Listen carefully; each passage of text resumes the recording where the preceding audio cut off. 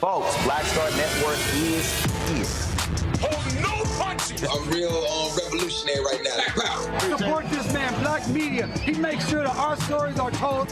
Thank you for being the voice of Black America, Roland. Stay black. I love y'all. All momentum we have now, we have to keep this going. The video looks phenomenal. See, this difference between Black Star Network and black-owned media and something like CNN. You can't be black-owned media and be scared. It's time to be smart. Bring your eyeballs home. You dig?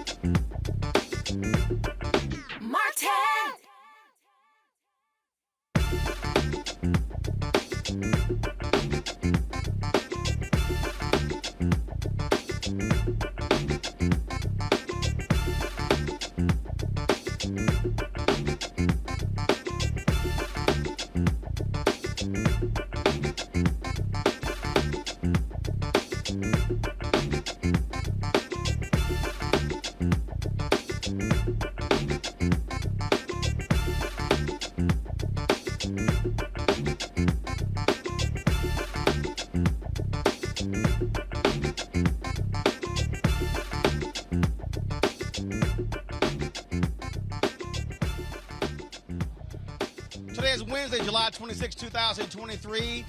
Coming up on Roland Martin Unfiltered, streaming live on the Black Star Network. I'm live here in Dallas for the 97th Annual General Convention of Alpha Phi Alpha Fraternity Incorporated. Breaking news, Alpha's announced they are pulling out of Orlando in the 2025 convention due to the racist actions of Florida Governor Ron DeSantis. We'll tell you about that and the implications in calling for other black organizations to do the same.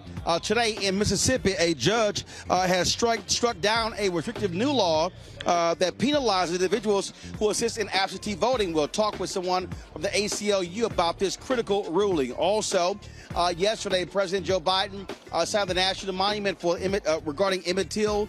We'll talk with a member of the Emmett Till Foundation about that decision and what they will continue to do to keep his legacy and that of Mamie Till-Mobley alive. Also, former Trump advisor and lawyer Rudy Giuliani admits he lied about two black women in Georgia. Of course, his law license is on the line, and this could also cost him millions. Also, folks, we were in Cincinnati last week on Cincinnati Music Festival. We talked to Jodeci. We'll have the ending for you as well. It is time to bring the funk on Roland Martin Unfiltered on the Black Star Network. Let's go. He's got it. Whatever the miss, he's on it. Whatever it is, he's got the scoop, the fact, the find. And when it breaks, he's right on time and it's rolling. Best believe he's knowing. Putting it down from sports to news to politics. With entertainment just for kicks, he's rolling.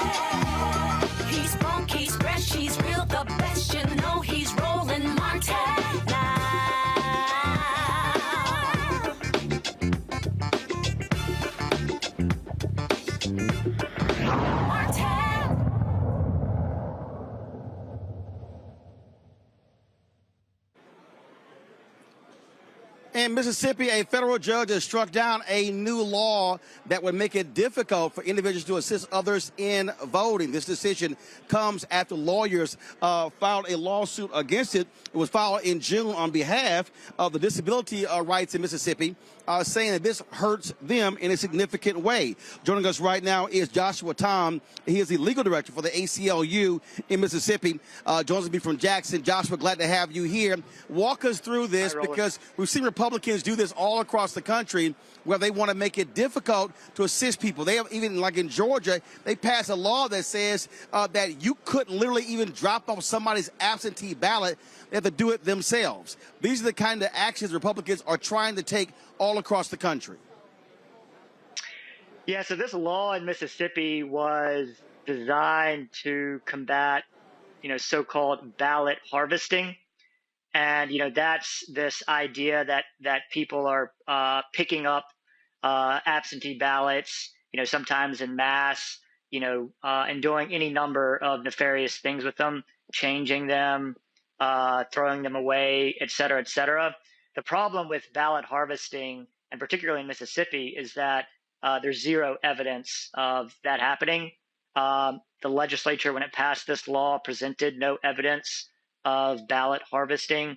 And at court, during the preliminary injunction hearing, the Attorney General of Mississippi's office presented no evidence of ballot harvesting. And, the judge highlighted that in his order, that while there's no evidence of any problems with collection and transmission of absentee ballots, the plaintiffs who we represented did present evidence that the inability to have someone assist them, many disabled voters are unable to, vote without assistance, that without, certain assistance, it'd either be very difficult to vote or they would be disenfranchised. Now, does this apply only to the disabled, or is this applied to all citizens in Mississippi? So our lawsuit was on behalf of disabled individuals in Mississippi, whether by reason of disability, blindness, or some other type of condition that would make them unable or make it even more difficult to vote. This injunction that we got from the federal district judge applies to them. So, are you hopeful that other folks would do the exact same thing? Because again, we are seeing Republicans do this here in Texas, in Georgia, in Florida, in Mississippi, because they want to make it as difficult as possible for folks to vote. They do not want to expand access to the ballot. Sure. Our lawsuit is based on the Voting Rights Act, a certain provision of the Voting Rights Act that says people with certain disabilities can have, quote, the voters, a person of their choice, help them vote. And what Mississippi did is it limited who could assist people turning in and collecting absentee ballots. And the state law was a clear conflict with the Federal Voting Rights Act. To the extent that other states' laws conflict with the Voting Rights Act in a similar way, to the extent that state laws are limiting people's federal voting rights, I certainly encourage them to bring similar lawsuits. All right, then. So are you expecting the Republicans in that state to appeal this decision? We're still waiting to hear. There's been no response from the Attorney General.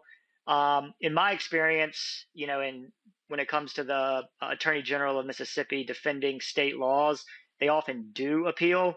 In this particular case, our lawsuit is quite a good one. We have Fifth Circuit precedent supporting our position. And just from a matter of the plain language of the two statutes, we should win. And the judge ruled in our favor, saying we did win based on the plain text. And so, to the extent that the Attorney General does appeal, they have an uphill battle.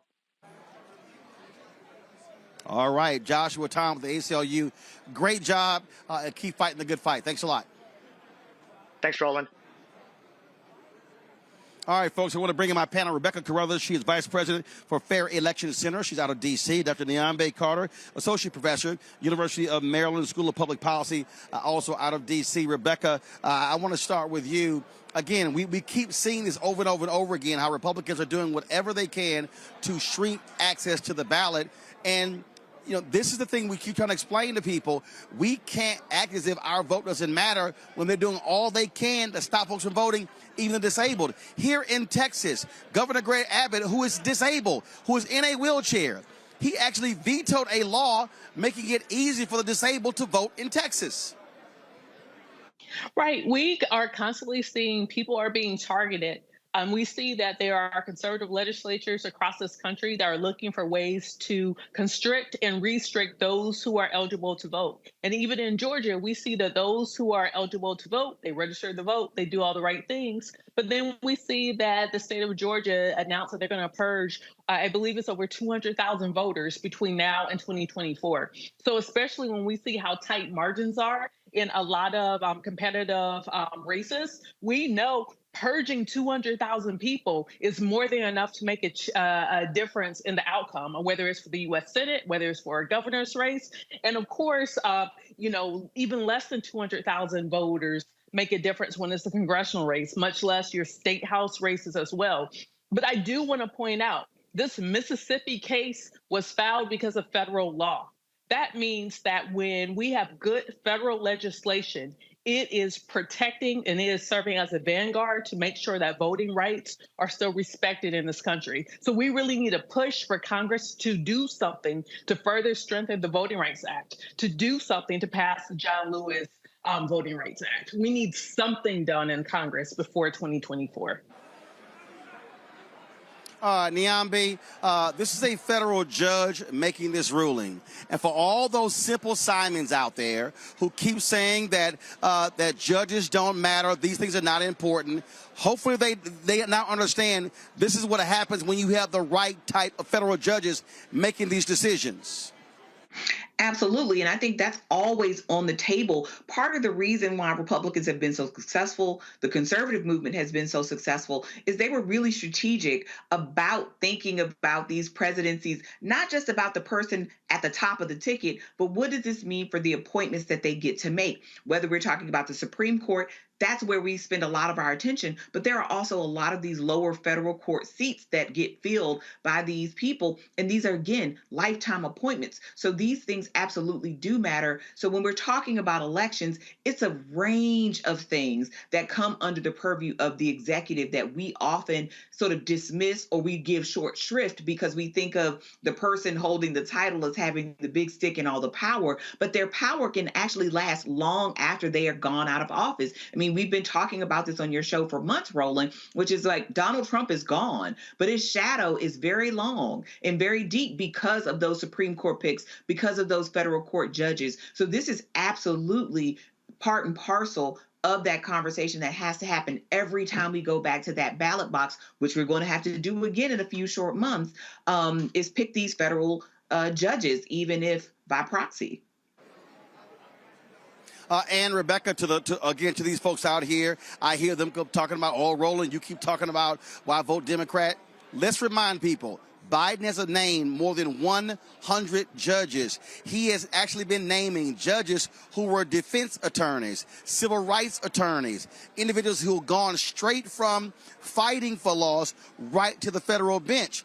And so people need to understand, if Biden and Harris is reelected, that's going to give them an opportunity to appoint another 100 to 150, maybe 200 judges, which mean, and look, it's only about 800 to 900 federal judges in the country. You know, and these are lifetime appointments. So I would tell people, look, this is not a Democrat thing. This is not a Republican thing. Do your research. And when you're voting for candidates who have the ability to appoint judges, to vote on judges. So on the presidential, so this is those who are running for president. This also includes those running for U.S. Senate. It matters to understand what is their philosophy when it comes to the appointment of judges. These are lifelong judges. And we're seeing, even from the previous administration, a lot of the judges that Trump appointed were judges who were in their 30s, in their 40s. That means that ostensibly they might have another 50 years of making rulings that are going to impact your life. So we need people to lock in and pay attention. Or even on the state level, this coming November, the Pennsylvania Supreme Court is on the ballot. And so this is an opportunity for people who are voters in Pennsylvania to determine what type of judges do you want in Pennsylvania that is determining and reviewing state law. So all of these races that impact the judiciary, whether it's on the state level or on the federal level, it matters. Indeed. All right, folks, going to go to a break. When we come back, more from here in Dallas at the Alpha Convention. The breaking news, the announcement, they're pulling out of the Orlando Convention in 2025 and calling on other black organizations to do the same. Rudy Giuliani also now admits he's a liar. We already knew that. Folks, if you're watching Roland Martin Unfiltered, be sure to download the Black Star Network app, Apple phone, Android phone, Apple TV, Android TV, Roku, Amazon Fire TV, Xbox One, Samsung Smart TV. You can also watch us on Amazon News. Go to Amazon Fire. You can watch our 24-hour streaming channel. You can see us there. You can also see us now on Plex TV. And simply go to Live or search for Black Star Network. And don't forget, join our Bring the Funk fan club. Your dollars make it possible for us to travel to places like this, covering the news as it happens. And so please, send your check and money order, P.O. Box 57196, Washington, D.C., 20037-0196, Cash App, $, RM Unfiltered, PayPal, R Martin Unfiltered, Venmo is RM Unfiltered, Zelle, Roland at RolandSMartin.com, Roland at RolandMartinUnfiltered.com. We'll be right back. Hatred on the streets, a horrific scene, a white nationalist rally that descended into deadly violence. White people are losing their damn minds. As an angry pro-Trump mob storms the U.S. Capitol, we've seen shooting. We're about to see the rise of what I call white minority resistance.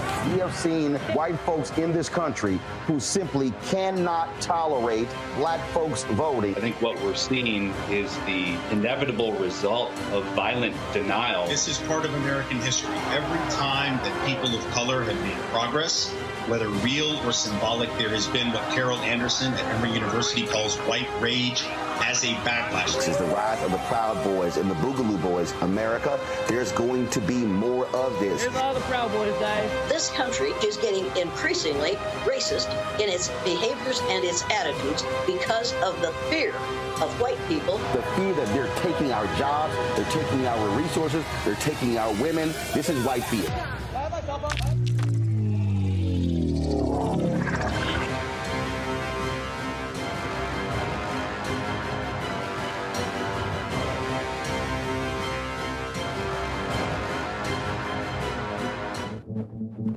For decades, the tobacco industry has deliberately targeted Black communities and kids with marketing for menthol cigarettes.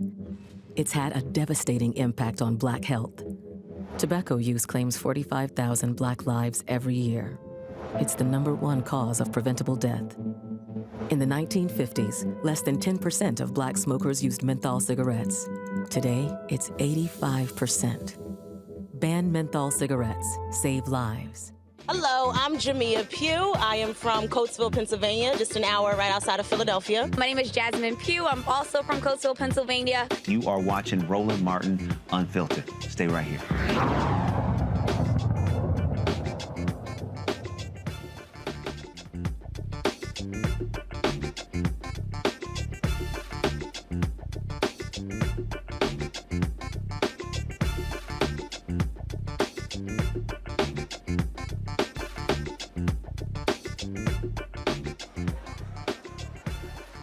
Folks, big news out of the Federal Reserve. Fed Chair Jerome Powell announced they now don't see a recession. Really? For nearly more than a year, all we have heard from economists, from the Federal Reserve, incoming, impending recession. Companies begin laying off people, slashing jobs, pulling back on all sorts of things. Now we see not a recession. Man, I wish my man, Dr. Bill Spriggs, was still alive to be with us. He kept telling us, along with other Black economists, not to believe this nonsense. We kept seeing jobs reports come out. We kept seeing the economy do well. And all these folks who were doom and gloom, that's what they all predicted because Republicans were all saying that. Niambi, this is a perfect example of why people, we always say economists are sort of like, meteorologists. They can get the stuff wrong and still keep their damn jobs. Absolutely. And I will say Dr. Spriggs is sorely missed because he was a great colleague and an amazing economist.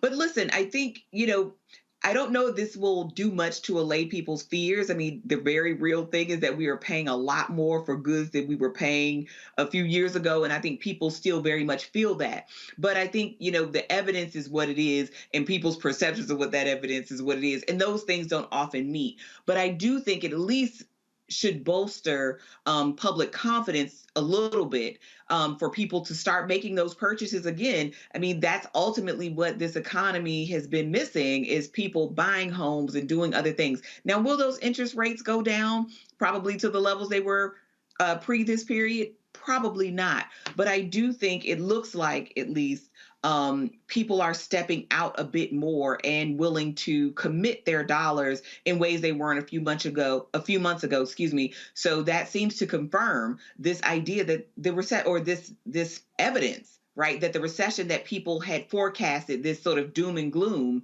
is actually not happening.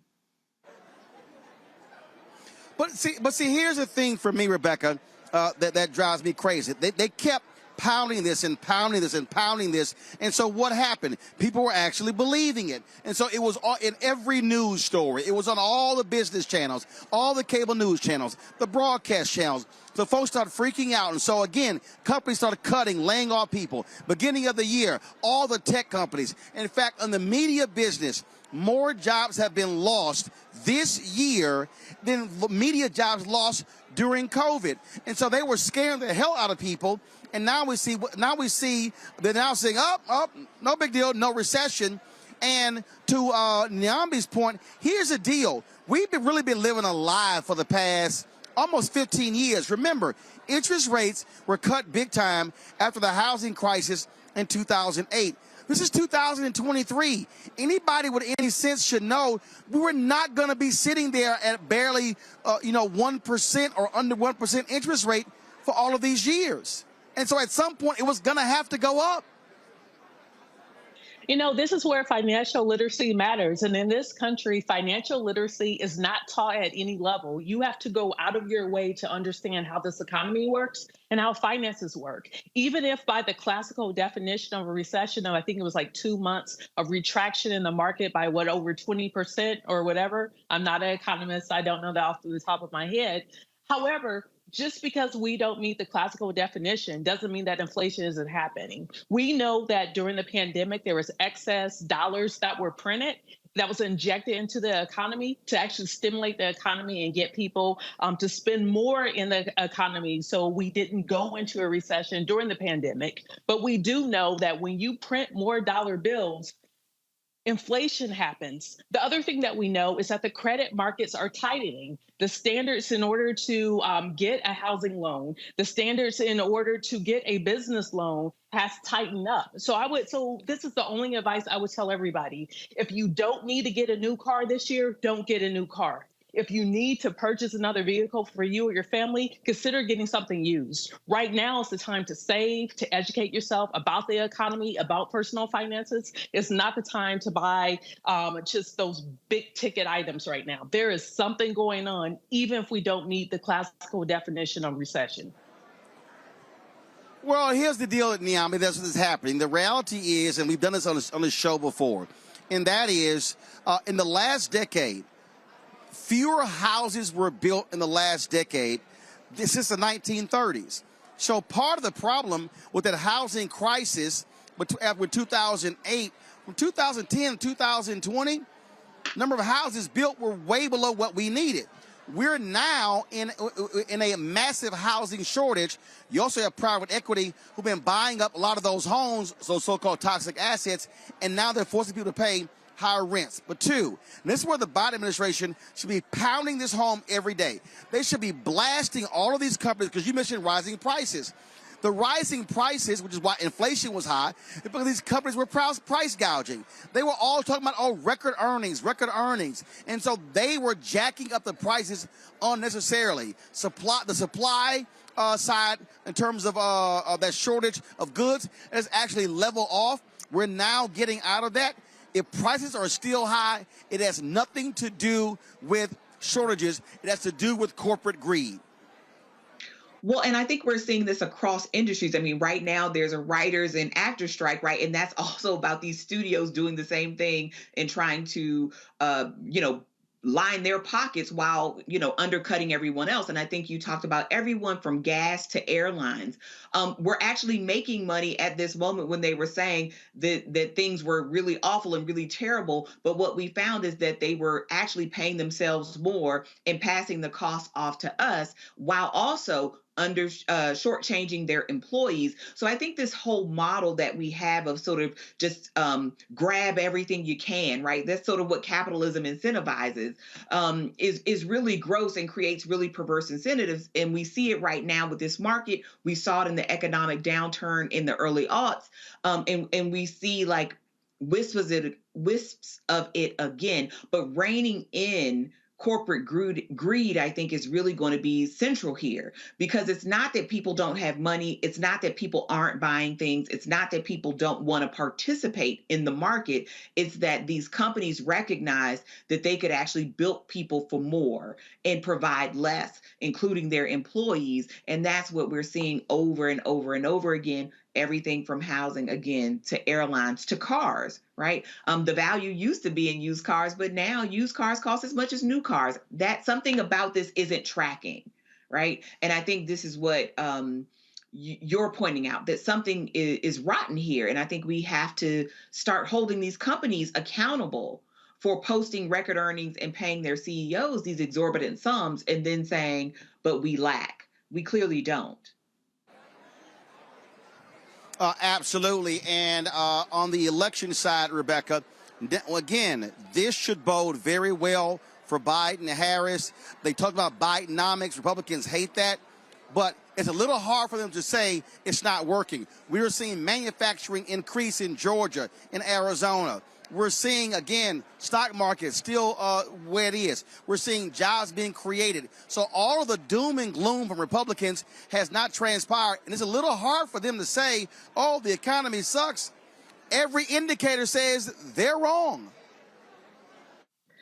Right. If we're going by the definition of whether or not the economy is strong or not, the definitions is showing that, yes, the economy is strong. I think where the Republicans are making their argument is about personal economy, about the kitchen table talk. Is it harder for you, are you to get the same bag of groceries? Does it cost the same or does it cost double now? I think that's where Republicans are talking, while Democrats are talking about the economy in the classical sense, in the large macro sense. But look, next year, people are going to be thinking about their pocketbooks and their wallets. They're going to try to figure out, can I use the same $50 to fill up my gas tank? When 10 years ago, it didn't cost $50 to fill up the average gas tank. How much is it going to cost for me to get a gallon of milk? Get some bread, get some butter, get some eggs. A year ago, eggs for a dozen in certain areas was going up between $6 to $10. Those types of things are not very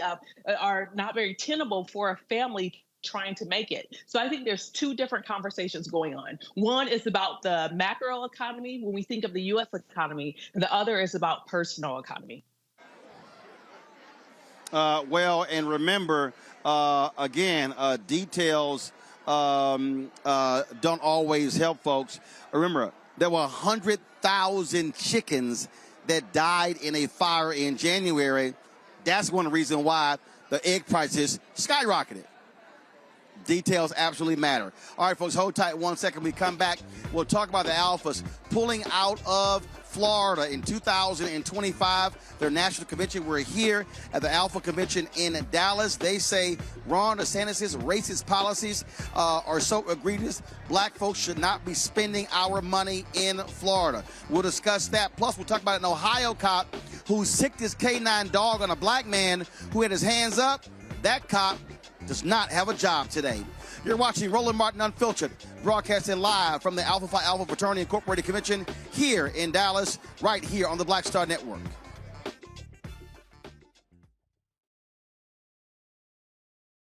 When you talk about blackness and what happens in black culture, we're about covering these things that matter to us, speaking to our issues and concerns. This is a genuine people-powered movement. There's a lot of stuff that we're not getting. You get it, and you spread the word. We wish to plead our own cause.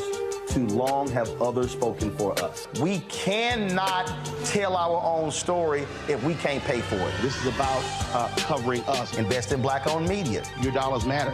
We don't have to keep asking them to cover our stuff. So please support us in what we do, folks.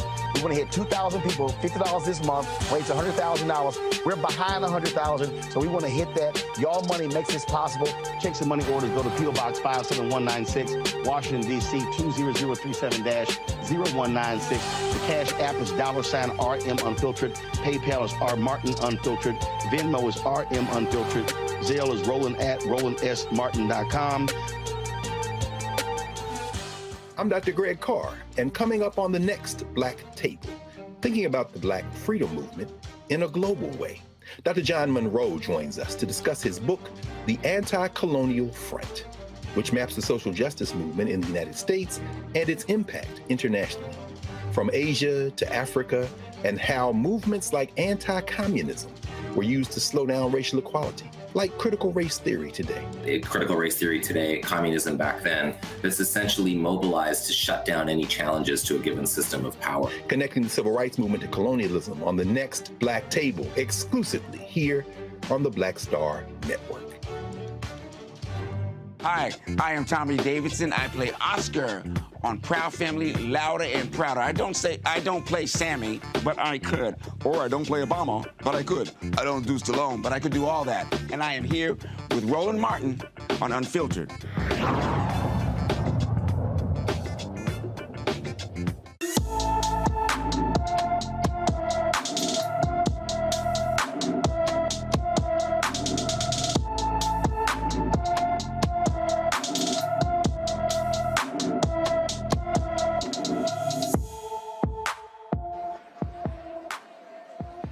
All right, folks, today's Black and Missing. This is, of course, what we do every single day, trying to keep folks abreast of what often happens in these cases. Serenity Gillum has been missing from her Southside Chicago home since July 24th.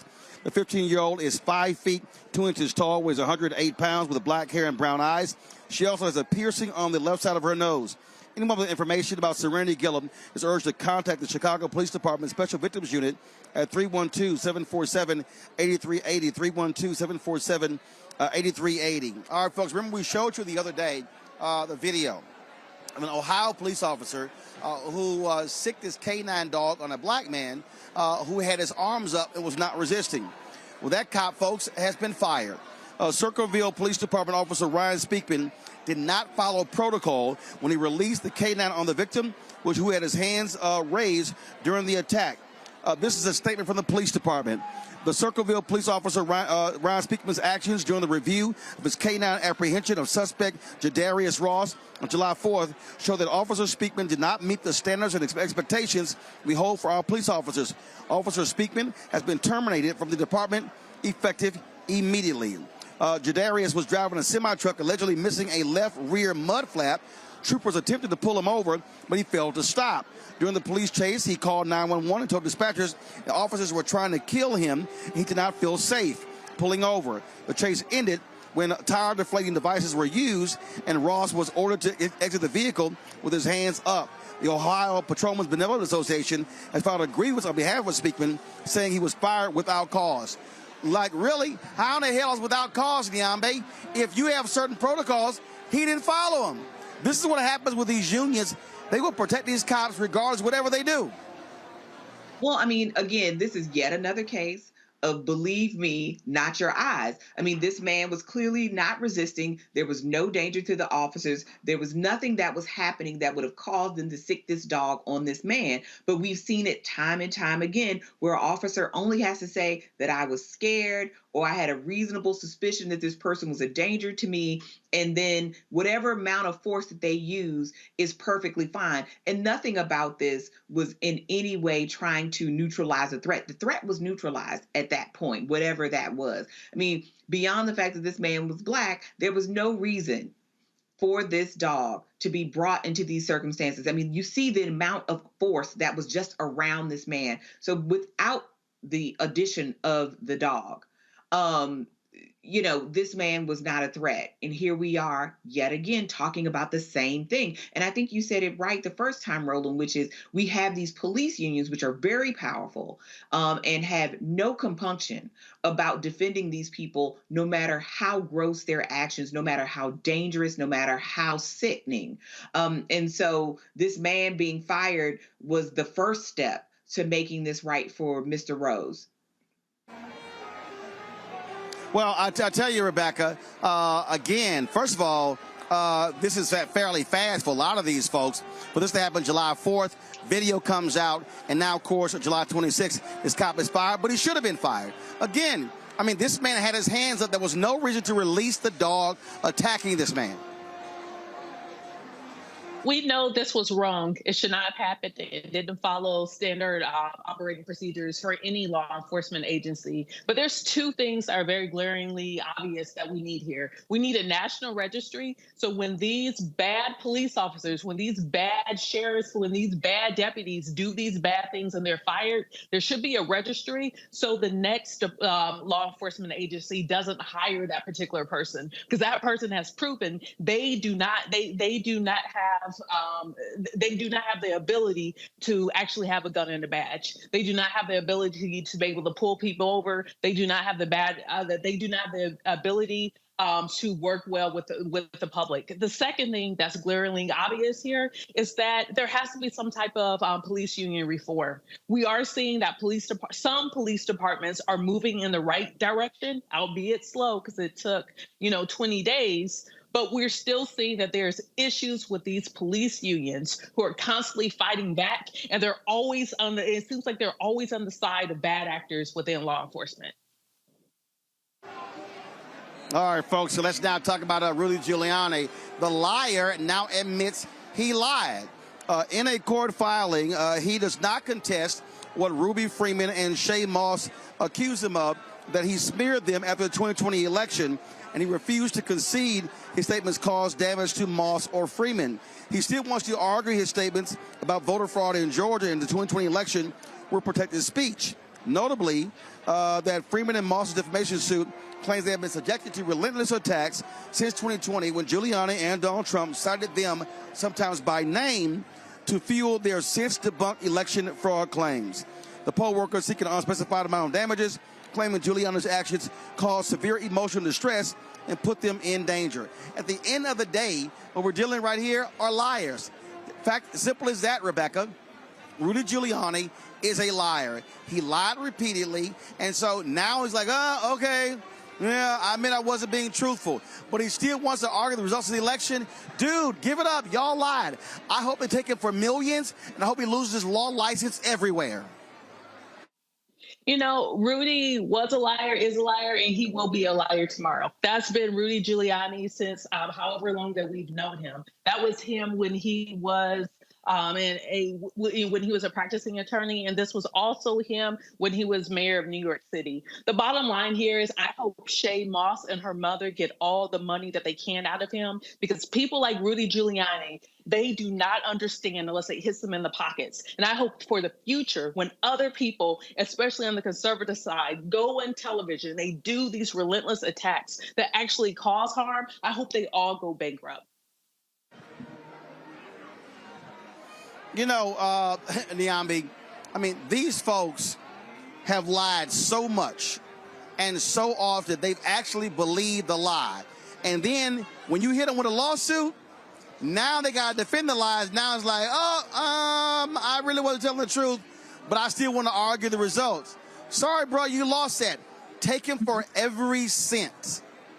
Yeah, I agree with you and Rebecca here. I mean, look, we heard that testimony. We saw these women who were really just trying to be good citizens. They were doing their civic duty, and this is the payment they get. I mean, these people are volunteering their time, their energy to serve their communities, and you have these men name-checking them in public, and then you have these crazy people who were going after them. They had to leave their home. People were threatening their lives. I mean, these people were singled out. These Black women were singled out in public, online, and every other space for ridicule, for derision. They had their integrity called into question. I mean, they were absolutely terrorized by the former president and Rudy Giuliani, who knew better, right? So he can say all of this, but Rudy Giuliani knew better. He knew it was a lie then. Like to Rebecca's point, he knew it was a lie today. He knows it's going to be a lie tomorrow. And he didn't stop. They were relentless. And they gave these women's names around. And so people started repeating it. That's what made it particularly insidious and dangerous. And we also know how easy it is to gin up hate against Black women, particularly online. And we had to watch these women come before the country and cry and tearfully recount everything that has happened to them because they deigned to do their jobs, their civic duty, which most of us will never experience. Most of us don't have a heart for the kind of work that these women and other people like them do day in and day out. And yet these women were put in harm's way for not being willing to go along with some nonsense because a man didn't get his way, because a white man lost an election to another white man. So I agree. Take every dime that they can get. Rudy Giuliani shouldn't have a license, period, just on the strength of the big lie. So never mind the defamatory remarks about these women. He shouldn't have a law license. He has abdicated all responsibility. He has no integrity. And I hope whatever bar that has issued this man a license acts swiftly, because this man is not just irresponsible. This behavior in this case was dangerous. Indeed, indeed. All right, folks, hold tight 1 second. We come back. We're going to talk with the general president of Alpha Phi Alpha about their decision to pull the 2025 convention out of Florida. Plus, last week we were in Cincinnati for the Cincinnati Music Festival. We caught up with Jodeci, talking with them about what's next for them.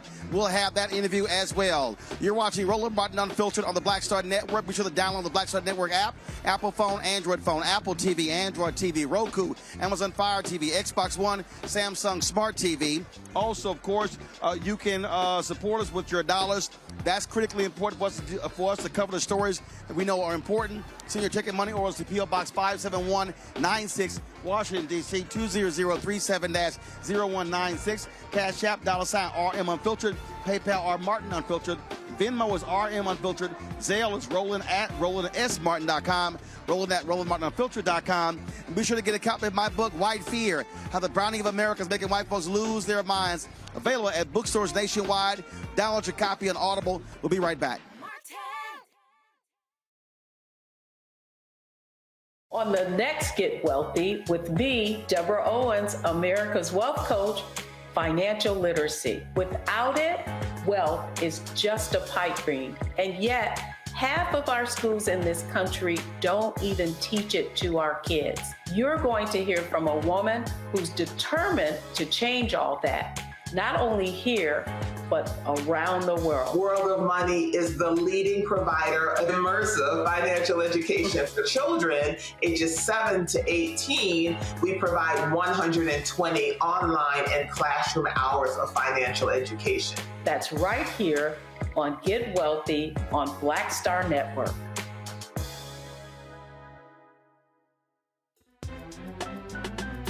I'm Faraji Muhammad, live from LA.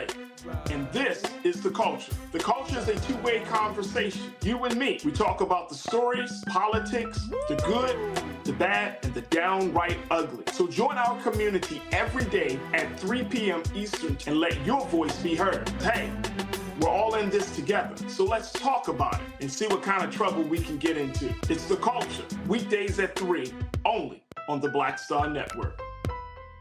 Next on The Frequency with me, Dee Barnes, actress, writer, and advocate Rae Dawn Chong is here to discuss her childhood and break down her life in Hollywood, a show you don't want to miss. Well, even at my peak when I was getting a lot of stuff, as soon as I was working a ton, I heard people whispering, oh, we don't want to pay her because we're giving her a break.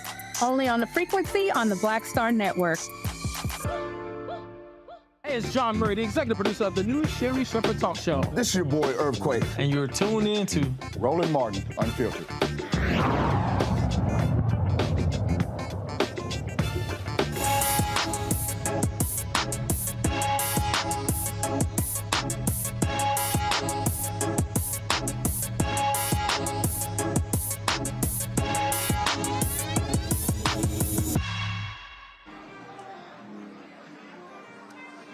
Folks, Friday in Cincinnati with the Cincinnati Music Festival, and Jodeci took the stage. I have an opportunity to sit down with them in their dressing room to talk about what they're working on, and also chat with them about the 50 years of hip-hop. Here's that conversation courtesy of Procter & Gamble. All right, first off, we're celebrating the 50th anniversary of hip-hop. Just your thoughts on the genre and just what this music has done across the world. Hip hop is heavily influenced by Jodeci, our style, everything. Like, we big fans of Big Daddy Kane, Rakim, LL Cool J, KRS-One, Dougie Fresh, Run DMC, even under the Beastie Boys. Salt and Pepper, the whole Def Jam movement, back in the day. Because we came from Uptown, Andre Harrell, he was part of the Dr. Jekyll, Mr. Hyde era with Russell Simmons and all of them. So, and I think we coined the phrase R&B hip hop, or hip hop R&B. So, yeah. It means a lot to us, man. It's like Dalvin said, everything Dalvin said, man. Hip-hop is like, in the way it's, the way it's done grown so much, 50 years, man. 50 years alone speaks for itself to me. Absolutely. Now, when it comes to your audience, one of the things that I always say, if you look at those groups in the 60s, you talk about Spinners and OJs, and then you Four Tops and Temptations. So then when you start going to the 90s, you have that next generation of groups that people really, really identify strongly with, and the songs. It's like I said, we got the love songs, like you said, the OJs and all those. They had they love songs off the hook, man. So we want, we kind of like pattern like that, the group with love songs and all that, and trying to keep our era, our generation. We let them know all the time, hey, if it wasn't for Jodeci or Boys to Men, other groups like that, it wouldn't be and if it wasn't for Temptations, Four Tops, OJs, and all that, it wouldn't be none of us, Yeah,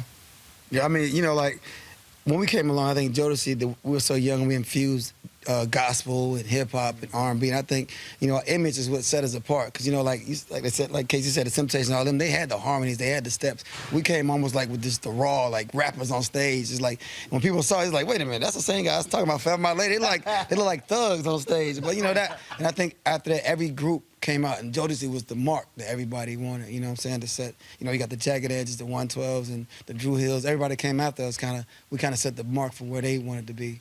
So I always ask different groups this. I'm going to ask y'all this here, and it's not a question of competition, but was there another group that y'all were like, if we're performing together, they gonna bring it, so we got to bring that heat too? Is there one group that for some reason that when y'all saw them, y'all like, yeah, we going to put it on them tonight on the stage? Y'all know, come on, see, y'all trying to be, nah, every artist I ask, and there's always a group where they go, yeah, because Eddie LeVert said it was the Spinners. He said when the Spinners came out, he said, they gave us a run for our money. He said, we know we had to bring it. I'm going to tell you this, I think in the 90s, they put Boys and Men against Jodeci, but it was two different groups. I think we toured with MC Hammer, Jodeci, and Boys and Men, so it was a competition thing. It was almost like Prince and the Time and Purple Rain. So it was almost like, they was a little nice guys. It was the bad boys. So it's like then they show start getting a little raunchy trying to compete with us. But I mean, that's just who we were, you know what I'm saying? So I think that, I don't really know, like. If I had to. Because I asked. I would say Silk. There you see. You know what I'm saying? I would say Silk, because Lil G and John, man, Lil John, yo, they push it on. I be listening to their records, man. I be like, yo, man, they killed that. But yeah, I would say Silk. Absolutely. Y'all done a lot, but I gotta ask you this here: when you look at that crowd today, and when you still see folk who were your age listening to it, but then you got another generation listening to it, how does that make you feel? I mean, you got rappers like Cardi B's, the NBA Young Boys, the Drakes, who keeping Jodeci alive, because they mamas turned them onto the music, and now they've come back like, man, we've been missing this. This is something different. Yeah. And I was listening to Drake today, his new freestyle, he's sampling one of our songs. He's always sampling Jodeci and talking about Jodeci. So I think now when they Drake sample one of y'all songs. They sample a lot of our songs. Y'all were like, check. Yeah, Plan B by Megan Thee Stallion. It was a beat I did for Jodeci a long time ago. So you went. Check. Yeah, but, they actually called me. It's like, can we use this beat? I was like, absolutely.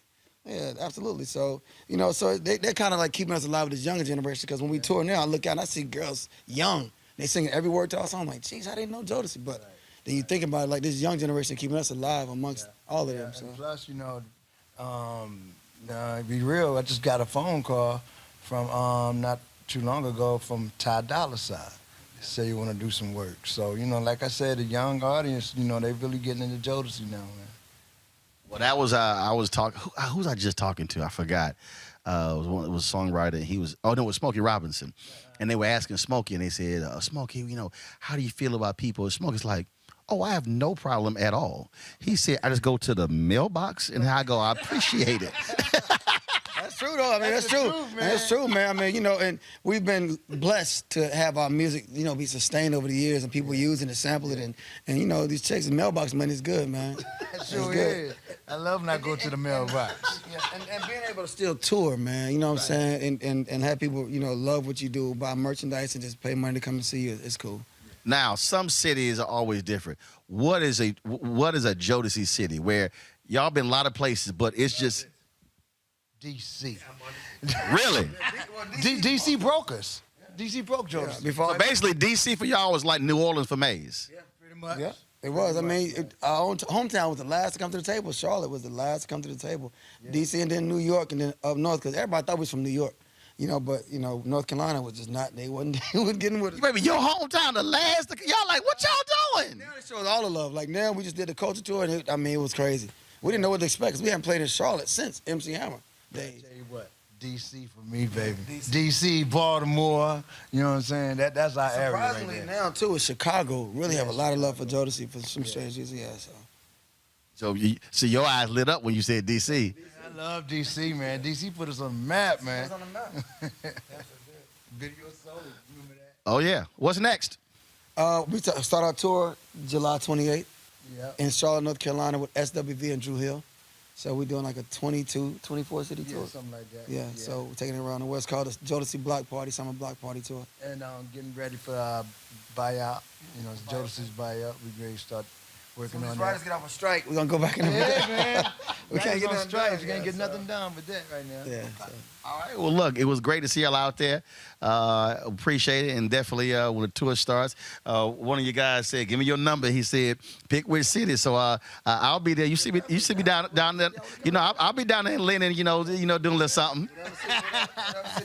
You know, I ain't afraid to dance now. Come on, man. We're gonna put you on stage. We'll put you on stage then. Come on down, get on up and rock. My feet always work. Okay. So whatever city you want to come to, you're more than welcome. Come on, yeah. Open invitation. I appreciate it. All right. Thanks a bunch. Appreciate it. Appreciate it. Yes, sir. Thank you. All right, so they ain't tell me this here, so this part 2 of the interview. I asked them what's next. They ain't say nothing about a solo okay. It was all in Jodeci. Jodeci mode, man. Yeah, but you got to be always selling. Yeah, you're right, but I got a project coming out July 23rd called Famous with Mr. Dalvin. It's a solo project. It's an EP. Casey working on his joint too. Working on my new joint coming out. I haven't made no date yet when it's coming out, but it's coming soon. KC, yo, it's fire, baby. Right. We're in Jodeci mode right now, though. Yeah, we still in Jodeci mode. Yeah, but you need to always be selling. So you got a mailbox, right? Yes, mailbox. It's called direct deposit. It's called Cash App, Zelle, PayPal, Venmo. You got that right. You got that right, bro. Thank you, brother. Appreciate it, man. All right. All right, folks. Tomorrow, all this weekend, next week, we'll have more from the Cincinnati Music Festival, courtesy of Procter & Gamble. When we come back to Dallas to the Alpha Convention, I'll be chatting with the Alpha President, General President Brother Willis Lonser, about their decision, our decision, to pull out of Florida in 2025 for the National Convention. You're watching Roland Martin Unfiltered on the Black Star Network.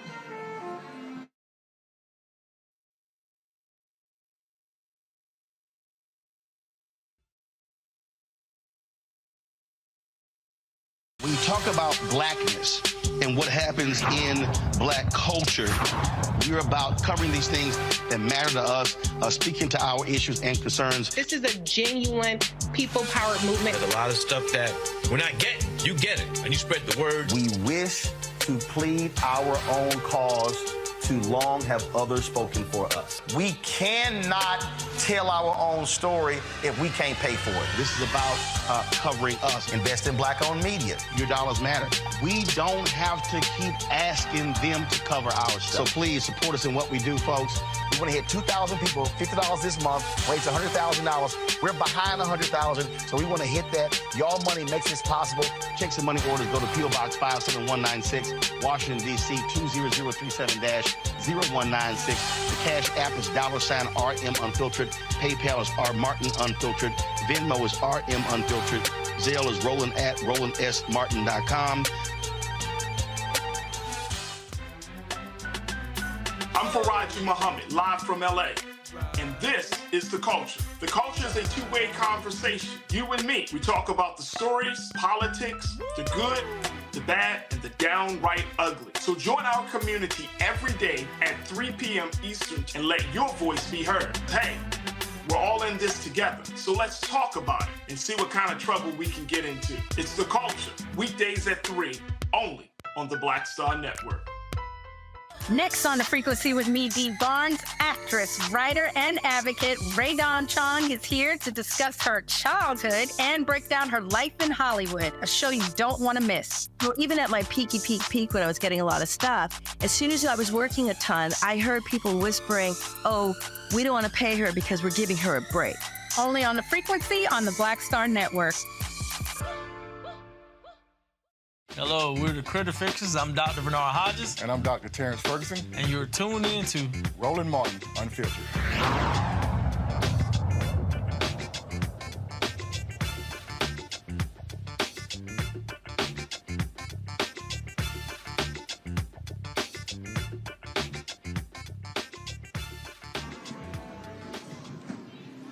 All right, folks, welcome back to Roland Martin Unfiltered on the Black Star Network. I'm live here at the 97th Annual Alpha Phi Alpha Fraternity Incorporated General Convention.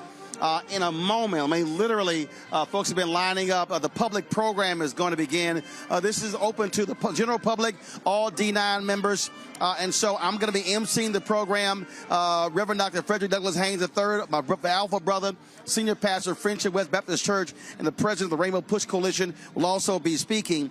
And so on the stage, I'm going to be talking with Brother Willis Longs, the general president, talking about the decision to pull out of the convention. In fact, he comes in right now. Anthony, let's just swing this around. And so, Mr. President, good to see you here. First and foremost, the announcement went out this morning, breaking news, Alpha pulling out of Florida in 2025. That's correct. We cannot stand for Governor DeSantis's antics of attacking not only black people but marginalized communities, these public policies that he's implementing, as well as a stance against voting rights, about appropriate respect for our culture. But the ultimate straw was this absurd perspective that slavery somehow benefited those who were a part of that chattel system. We can't stand for that. We're not going to stand for that. And anywhere we want to spend our monies, it will be in places that are advocating for people of color and marginalized communities. Now, the Capitals had their convention recently in Tampa. They had a public statement against this as well. But people don't understand, this is not the first time that Alpha has pulled a convention from a location. That's correct. We did it when Arizona would not acknowledge Martin Luther King's birthday. They became the last state to do so. That's correct. And we took financial hit to do it as an organization because of the principle. Not only is Brother King our brother, but he belongs to the world. What he stood for could not be denigrated by such politics. And we will do what we have to do. We're here in Texas, even today, making a statement.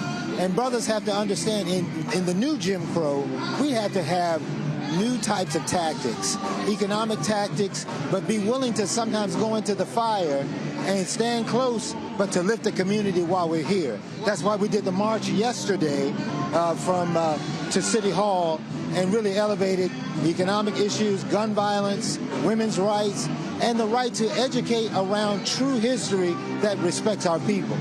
You mentioned Brother Dr. Martin Luther King Jr., and I'm always reminding people, on April 3rd, 1968 at Mason Temple, he called for redistributing the pain, that we do not spend our dollars at places and not reciprocating that.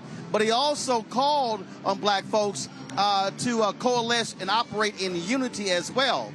And so, again, we understand, America understands the money. And so our best way to send the message is to speak with our dollar. Either we are giving it or we're withdrawing it. I absolutely agree. We have to think that the economic tactics is one of our number one or at least number two tactics. Yes, when we decide to boycott, it does have an impact. But sometimes taking a more decisive move like we did in Florida, that's on a conservative $4.6 million, but probably closer to $10 million of economic surplus that could have helped the Orlando community. That's the governor's decision to cut off his people. He has to remember he's a governor for all people, not just for those who think like him.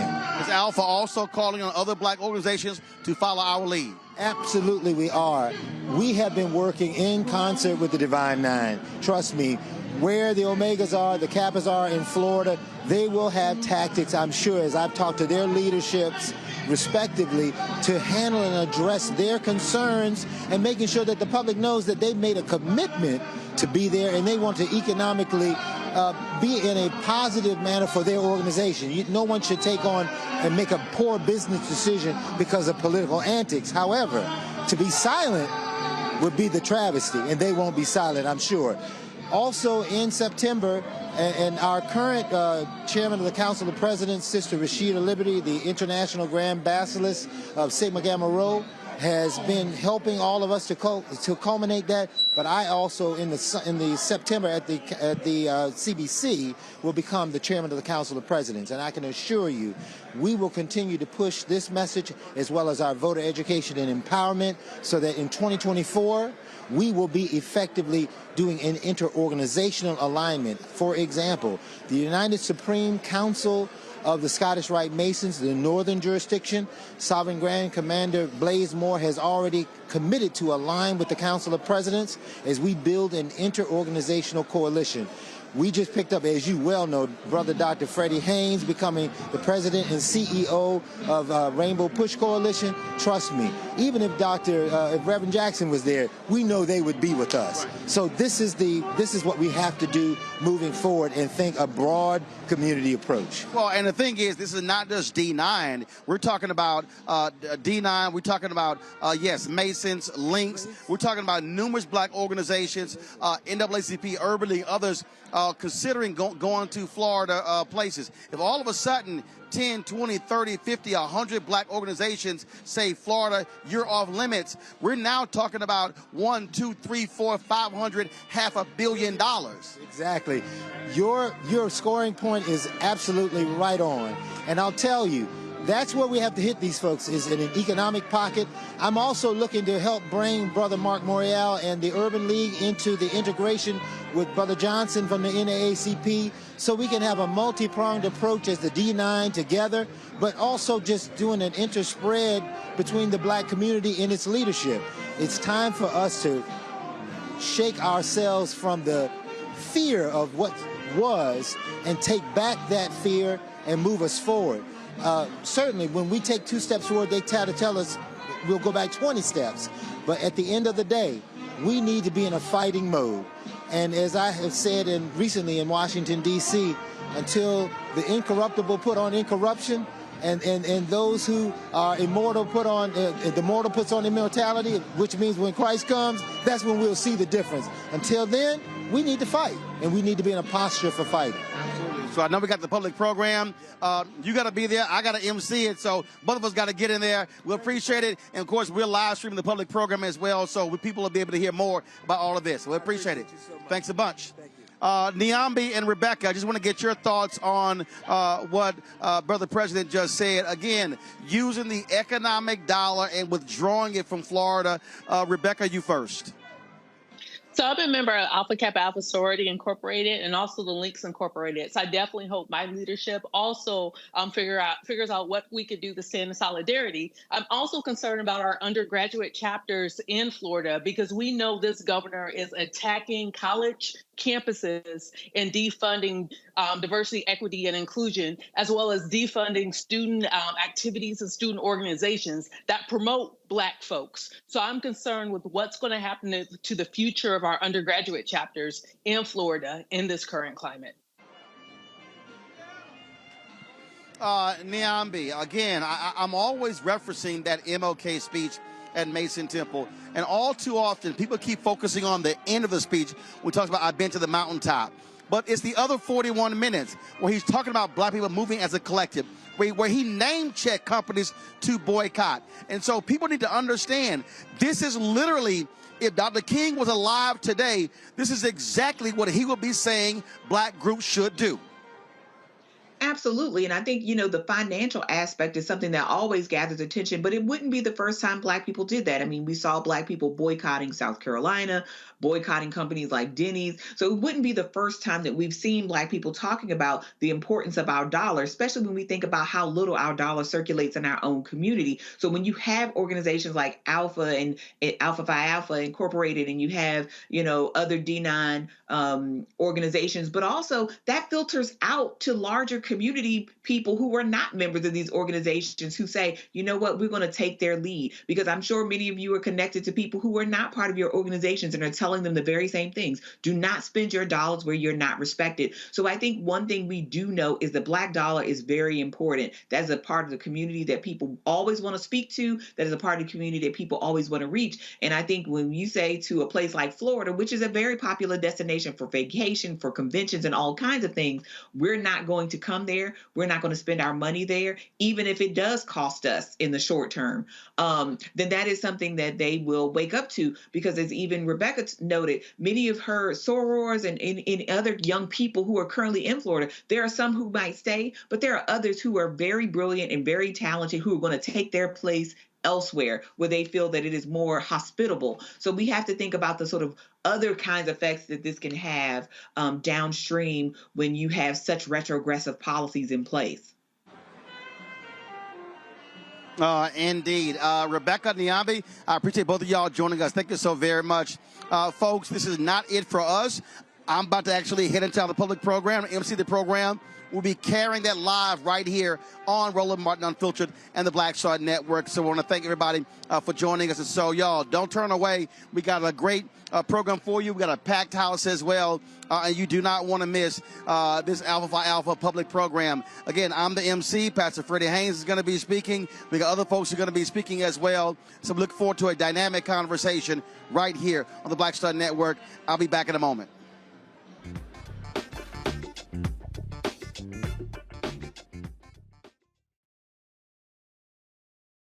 Hatred on the streets, a horrific scene, a white nationalist rally that descended into deadly violence. White people are losing their damn minds. As an angry pro-Trump mob storms the U.S. Capitol, we've seen shooting. We're about to see the rise of what I call white minority resistance. We have seen white folks in this country who simply cannot tolerate black folks voting. I think what we're seeing is the inevitable result of violent denial. This is part of American history. Every time that people of color have made progress, whether real or symbolic, there has been what Carol Anderson at Emory University calls white rage as a backlash. This is the rise of the Proud Boys and the Boogaloo Boys. America, there's going to be more of this. Here's all the Proud Boys, guys. This country is getting increasingly racist in its behaviors and its attitudes because of the fear of white people. The fear that they're taking our jobs, they're taking our resources, they're taking our women. This is white fear.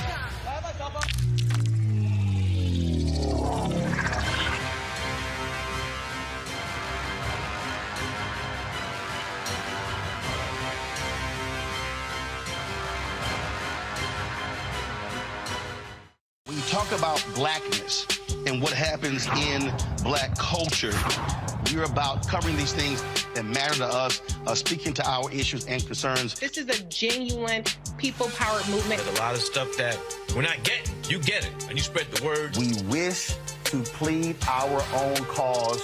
Too long have others spoken for us. We cannot tell our own story if we can't pay for it. This is about covering us. Invest in black-owned media. Your dollars matter. We don't have to keep asking them to cover our stuff. So please support us in what we do, folks. We want to hit 2,000 people, $50 this month, raise $100,000. We're behind $100,000, so we want to hit that. Y'all money makes this possible. Checks and money orders go to P.O. Box 57196, Washington, D.C. 20037-0196. The Cash App is $RM Unfiltered. PayPal is R Martin Unfiltered. Venmo is RM Unfiltered. Zelle is Roland at RolandSMartin.com.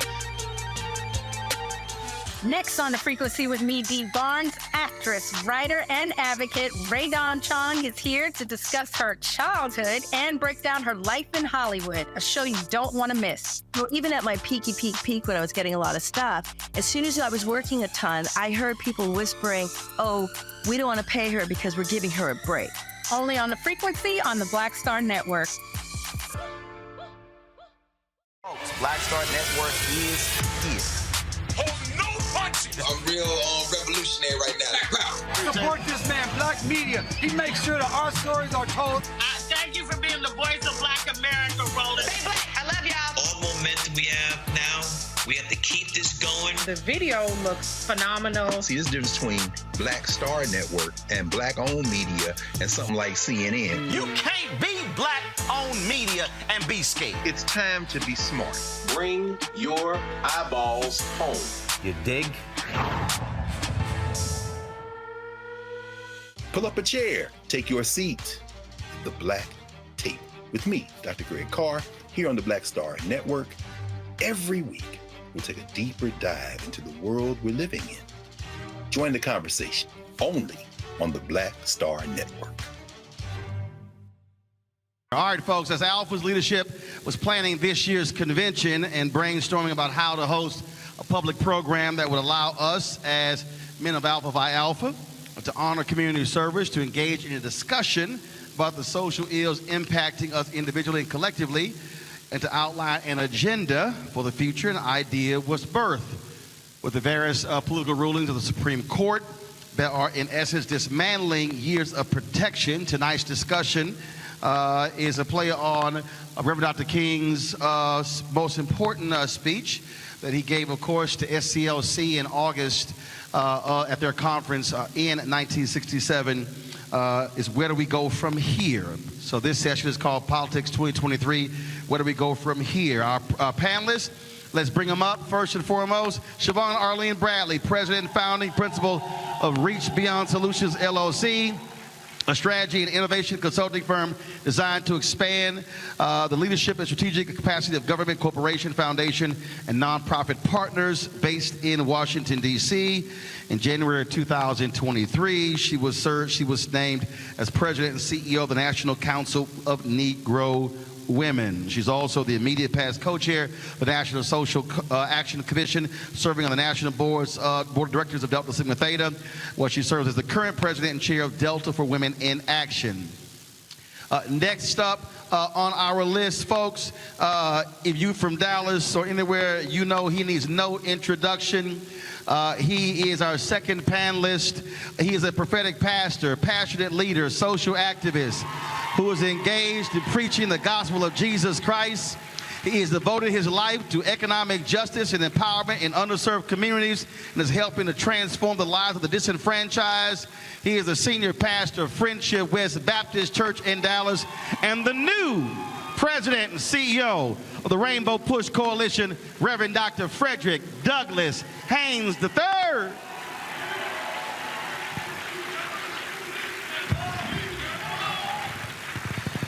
Our third panelist really needs absolutely no introduction. We don't have enough space on my iPad to read his bio. He was a confidant, one of the lieutenants with Reverend Dr. Martin Luther King Jr., key strategist when it came to the passage of the Civil Rights Act of 1964, the Voting Rights Act of 1965, has dedicated his life to changing the course of history, not only the civil rights movement, but the civil rights movement after that as well. Activist, elected official, groundbreaking ambassador, social entrepreneur, advisor to presidents, and one bad mother. Folks, he is 91 years old, still on the front lines. Put your hands together for Ambassador Andrew Young.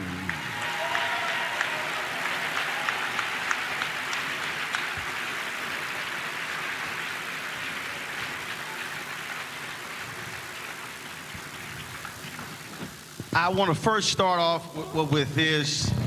April 3rd, 1968, Dr. King is speaking at Mason Temple, and he is talking about, and unfortunately too many of us, Ambassador Young, we only focus on the mountaintop part, but that was a 43-minute and 16-second speech, and we keep ignoring the other 41 minutes. Shame on us. In that speech, Dr. King talked about redistributing the pain. He name-checked companies to boycott. He talked about supporting black businesses. I want to get your thoughts initially on Alpha making the decision not to hold its next convention in Florida as a result of the racist policies of Florida Governor Ron DeSantis. I'm sorry you put me on the spot on that one, because I don't like to run from segregation. I don't like to run from evil. We ran to Birmingham because it was a hellhole. And we kind of straightened it out a little bit. And out of the suffering and the struggle in Birmingham, we got the 1964 Civil Rights Act. And I was talking to one of the young people here who's a scholar, and I said, you know, I ran into Derek Bell's wife the other day, and he was our lawyer in Birmingham, and I forgot that when we got to Birmingham, the people there had already written their Birmingham manifesto. It was a whole list of the things that they wanted and the problems they had. And Derek Bell was our lawyer, and he went to Harvard. But before he went to Harvard, we put that manifesto in the papers. The white folks wrote rebuttal and attacked Martin Luther King for the whole business. And then Martin was in jail, and he wrote the letter from the Birmingham jail and didn't have any paper. And he wrote it around the margins of the New York Times. And when he ran out of paper in the New York Times, he wrote it on toilet paper. And when that letter from the Birmingham jail came out, it went around the world. But I say that and connect it to critical race theory. Derek Bell left there and went to Harvard and started talking about critical race theory, but I really think the ideas came from Birmingham, and they came not from Martin Luther King alone, but from Fred Shuttlesworth and all of the preachers and teachers and people, the ordinary saints of rank and file, that by their marching and their suffering and their facing down the dogs gave us an agenda that, frankly, we're doing pretty good with. Now, you should shut me up, but since you didn't, I'm going to say that we took the message from Birmingham, and Martin carried it all over the country and all over the world. But that was from 1963 to 1968. And in 1968, he was taken from us, they thought. But I don't believe he's gone anywhere. And I thank all of you for commemorating his spirit in the Rock there on the Capitol. And because he used to say, out of a stone of hope. Right. And out of the stone of hope, I don't like the idea of a divine nine, because there was nothing divine about Alpha when I joined it in 1950. But maybe that was just the brothers at Howard. But there's something holy and sacred about that statue, and it is a stone of hope that keeps us alive and keeps us going. So I want to thank all of you for your participation in that, and I want you to know that Martin Luther King is more powerful in more places in the world now than he was in 1968. And they did not quiet him. They unleashed his spirit. Right. And the hope that we were singing about and talking about is basically what has carried us through this far. And I tried to carry it on in Atlanta. Well, you didn't. First of all, you didn't try. You succeeded. You didn't try. You succeeded. Well, yeah. But we got it. We still. The thing is, the last thing we talked about in New York before he went to Memphis was Harry Belafonte, John Conyers of Michigan, Dick Hatcher of Gary, and myself, and with Dr. King, and everybody said, look, we've got to go beyond marching. We ought not have to get 1,000 people in the street. We ought to be able to pick up and call our senator or our congressman and get them to do it, because we got so far to go and so much to do. Now, that's what we tried to do in Atlanta. And we moved the movement into politics. And we've done pretty good. Just a summary, and then I'll go back on any of the details if you want. I went to visit the Atlanta airport the other day, and I heard that they had broken all the records for every airport in the world.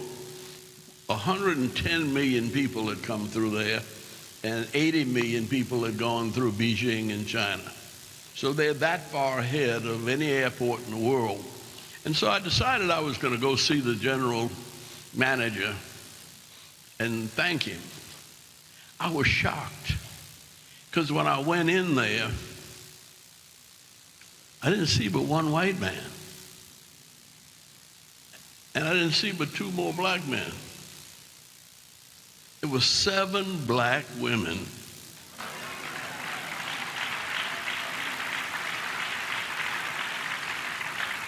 running the busiest airport in the world. And they looked like y'all.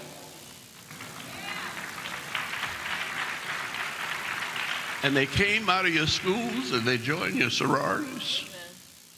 But that airport had a $66 billion impact that year, over 1 million jobs that are controlled by that airport.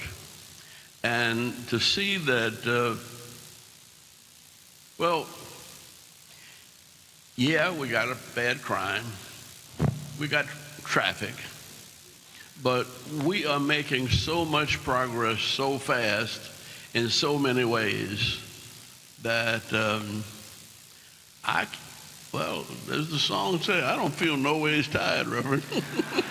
But Pastor Haynes, that's far from where we started from. And Pastor, that's why when we talk about the focus of the money, we look at Operation Breadbasket, which I believe is one of the most underappreciated things that Dr. King did, and the idea came from Reverend Leon Sullivan. But part of that was not just, hey, we want products on the shelves, we want you to invest in black businesses, but if you don't, we are going to withdraw our dollars. We spend more than $1 trillion, but we have to get folks also to respect our dollar, which I believe is part of the reason why Alpha says to Florida, peace be out. Right, and thank you for bringing that up, and I want to salute our president and national leadership for making such a decision. One of the things I'm definitely in agreement with our Ambassador Young, brother Ambassador Young, and that is when we went during the civil rights movement to Birmingham, we went to disrupt it. Now we don't go to Orlando in order to economically disrupt it and make them feel the pain of our not being there. And contrary to the Marjorie Taylor Greens of this world, we come with money. Not only do we come with money, we know how to tip and we handle our business. And so given that our dollars have sense, we decide to go where we are respected. We are basically standing in the tradition of our ancestors during the civil rights movement who said, if you don't respect our bodies, you will not expect our money. And so we live with that kind of sense as it relates to our dollars. And so Dr. King was right. We need to redistribute the pain, and we need to go back to, as we discussed yesterday, what Breadbasket was doing at the beginning, and that is giving a report card to any business that disrespects us, any business that does not treat our people right. We need to give a report card and then spread that report card to the entire community so we have decisions to make, because if you disrespect us, don't expect our money. I think we've got to go back to that, because $1 trillion, Roland, imagine if we withdraw that $1 trillion and then invest it in our own community. We can do some serious building. Siobhan, I'm going back to that speech, and I reference it all the time because really too many people literally have not listened to it, read it. In the exact same speech, Dr. King said black people individually are poor, but collectively we represent one of the richest economies in the world. And he says in there, if we move as a collective, then we can begin to change things. That to me is what we must be talking about. If we're talking about Alpha, members of the Divine Nine, but extending that to Links, Prince Hall Mason, Eastern Star, all of these black organizations, if we begin to operate collectively, imagine if 10, 20, 30, 50, 100 organizations say no conferences in Florida. We're going to take our money to places where they respect us. Now all of a sudden folk realize, because trust me, that's what Disney is doing right now. It's setting the standard.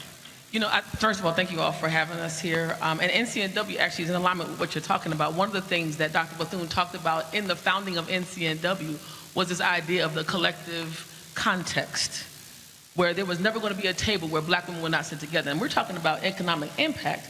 Let's talk about the economic impact of black people in this country. The number one consumer in the world are black people and people of African descent. That's first and foremost. But secondly, you're talking about not investing in Florida. What if 10, 20, 100 organizations got our own convention center? We got our own hotels. We decided to redefine. I want to shout out, I'm a proud Delta, and I'm shouting out my sisters of Alpha Kappa Alpha for the credit union. These are opportunities that make a difference. But here's what I do see. And the Omegas are like, hold up, we had one first. They did. The Omegas and the Sigmas have one. Omegas, y'all might want to chill on that. Y'all had one first. Absolutely. See? The Sigmas too. I know y'all history. And I think the biggest part that we're missing is this public meeting is actually a part of collective history for black people. We have always aligned together. Where white people have done their due diligence is by separating us across the board. So if we begin to start looking at the ways, if somebody comes for an AKA, they coming for me. If somebody comes for a Delta, they really coming for me. If somebody comes for one of my sisters, they're coming for me. If we look at this on the policy side and we decided, hands down, I'm done with this affirmative action stuff, if we would have voted in 2016, that Supreme Court would have looked different. Right? So you're talking about collective action. If we collectively would have gotten out of our seats, and let's talk about it, brothers that are voting for persons, and I can speak on both sides of C3 and C4 because there's partisanship and then there's factual politics. Factual politics says that we did not make the right decisions, and now we see what the Supreme Court has done. And in doing so, in 2024, if we don't wake up and collectively roll to the polls all day long, we will see not only economic disparities raised, but also health care. For every woman in the room, for every preacher in the room that's worried about abortion, it's the wrong issue. The issue is constitutional freedom. Collectively, if we talk about my rights, you can be on any side of any aisle, you can be on any side of abortion, but if you're not on the side of constitutional freedom, you're not on the side of black people, and don't talk to me.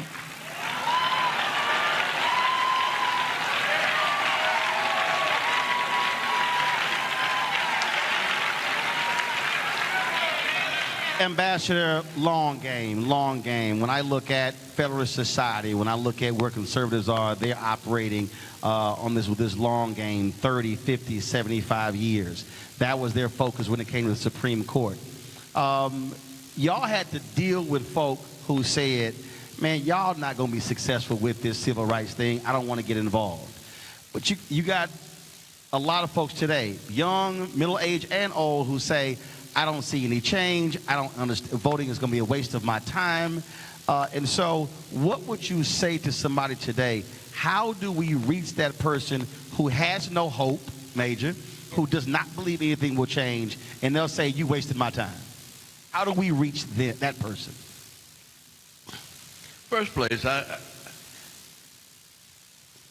grew up in the Second World War, and we had a song they used to sing. You got to accentuate the positive, eliminate the negative, latch on to the affirmative, and don't mess with Mr. In Between. And it went on to illustrate my last remark, Jonah in the whale, Noah in the ark. What did they do when everything got so dark? They had to accentuate the positive. Now, it's a dark time in some ways, but that's in the news. And the reason I told you about the Atlanta airport, because Atlanta's not dark. I mean, Atlanta is jumping. Atlanta's economy, I'm talking about metropolitan Atlanta now, is $400 billion annually. And so when the baseball team decided that they were going to pull the All-Star game out of Atlanta, they were pulling the All-Star game out of a county that had 3 black women running it and a black sheriff. And I went to him and I told him, you all move too quick, because we need this kind of money coming in here because the change is in process. And they said, well, they couldn't get to us till 2025. And I said, fuck you.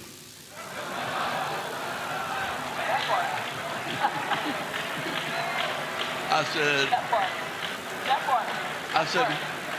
said,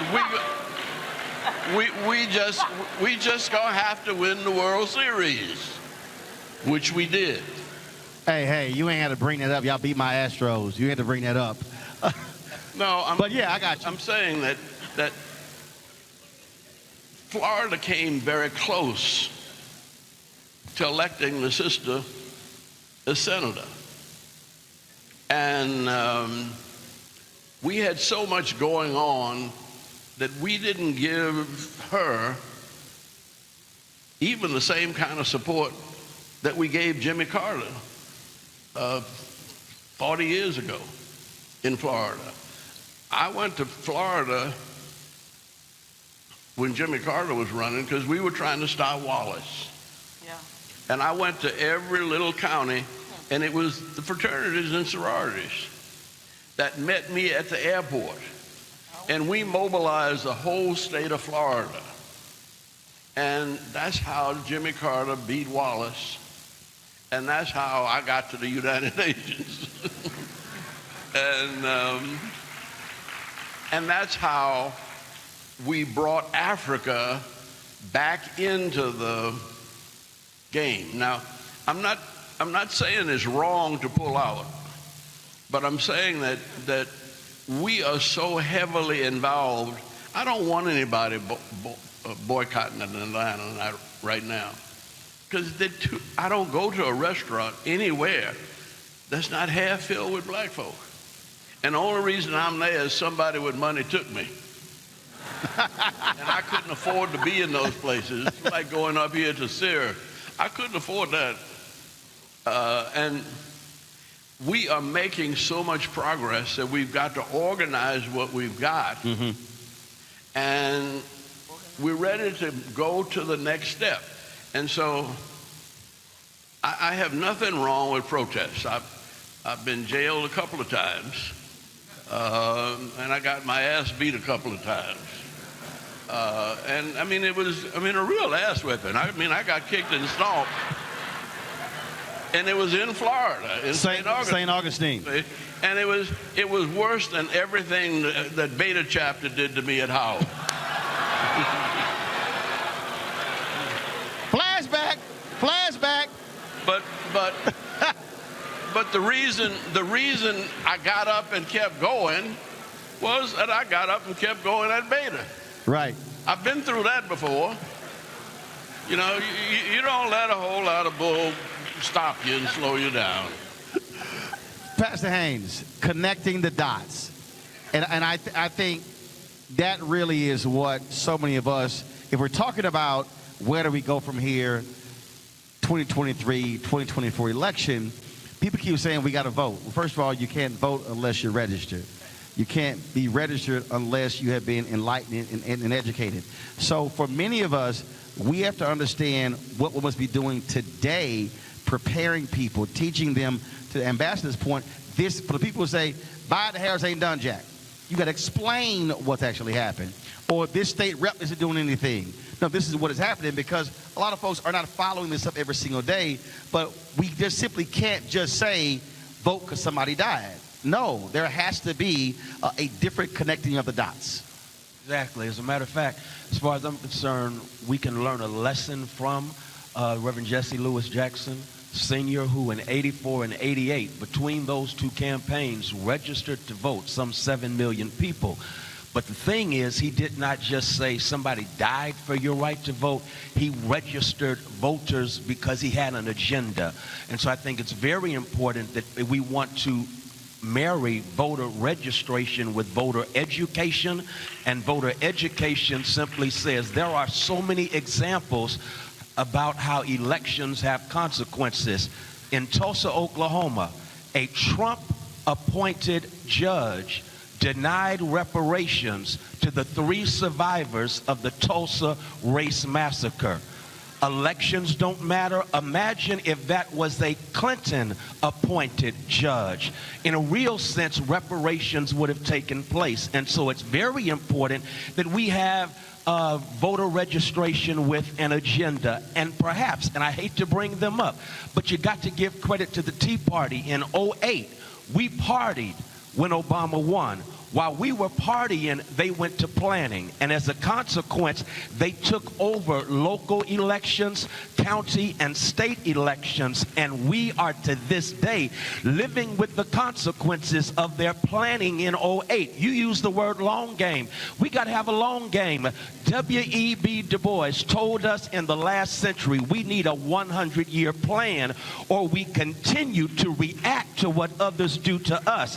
Instead of always reacting with all the brain power between the Divine Nine alone, and everybody ain't in this room who could be in this room, but between all of us, we have the brain power to come up with a vision 100 years from now that will benefit generations yet unborn. That's how you connect the dots and say we are voting with an agenda, and we vote with an agenda that has everything to do with a long game. Look at, what was it, Roe v. Wade.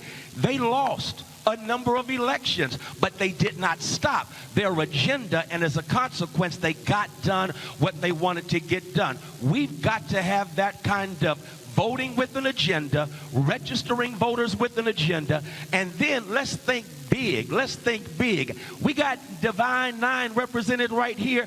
Why don't we make up our minds in 2024? We're going to register 1 million voters each between the 9 of us and register them again with an agenda. I'll give an example. So 2012. Wait a minute. Let me just say, they used to call me the Uncle Tom in the movement because I always looked at the other side. Mm-hmm. Not that one side was wrong, but like,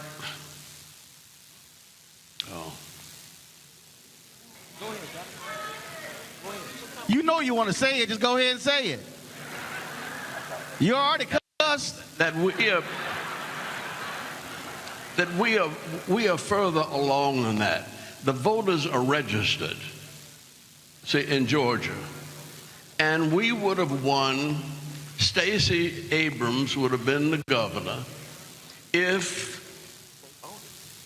no, people voted. But black men didn't like the idea of a woman.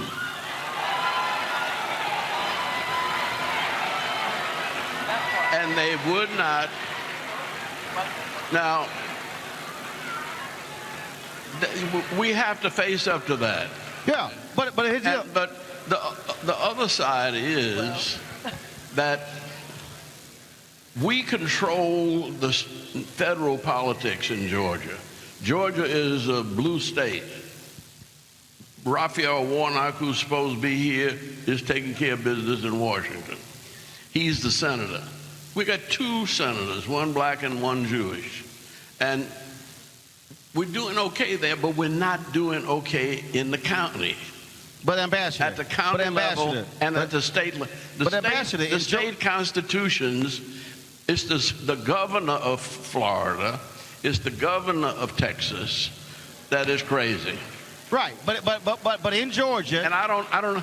It's a kind of a sickness, and let me go ahead and break it down, and y'all forgive me. But it gets back to sex. And these folk are threatened by black manhood. And, I mean, we've taken over the basketball games, the football. You know, we're moving in just about every direction. And that's the way it's supposed to be. But a lot of very rich people are getting very insecure about the very progress that we're making. Yeah. So that's why my book is called White Fear, How the Browning of America is Making White Folks Lose Their Minds. That's right.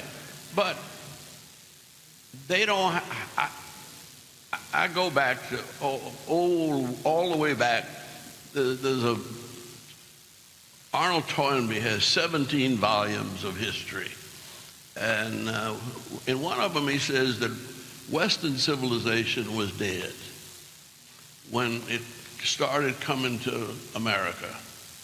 And the only thing that will save Western civilization is the fact that there is new life and new blood. And he referred indirectly to the slaves coming here. Now, I know you don't want to hear this, but I decided when I was a young man that I was not sent here as slaves. I was sent here with all of us to redeem the soul of America. That's what Martin Luther King said. Well, to redeem the soul of America, you give your life for America. You give your life to help this country rise to its true greatness. The integration of cultures here is creating another kind of spiritual world order. And it's like Joseph in the coat of many colors. Did his brothers sell him into slavery? He didn't think so, and he was easily to forgive them when they came after the famine. And he understood that God sent him into Pharaoh's kitchen to find a way to get to Pharaoh to save Egypt at that time. And so there is a sense in which, well, were we sold into slavery? Yes. Or was that an act that sent us here to redeem the soul of America and also to redeem the planet Earth? You said something earlier, you talked about Georgia, where Georgia is now. But Georgia didn't get there without mobilizing and organizing. No. When you dropped the registration numbers, when we're talking about... No. We haven't dropped. No. What I mean is, with the automatic voter registration, there were policies put in place that got the folks registered. Here in Texas in 2022, 75% of all young voters 30 and under did not vote. Right now in Louisiana, the registration numbers in Louisiana for black people are significantly low. Mike Espy, more than 100,000 black folks did not vote in Mississippi, and he only lost by 65,000 votes to Cindy Hyde-Smith. Right. So with Pastor Haynes, what you're talking about there, well, registering those folks, we have to use the data, looking at our numbers and where our weaknesses are. Well, let me keep on to signifying. And then driving it. No, let me put one thing in.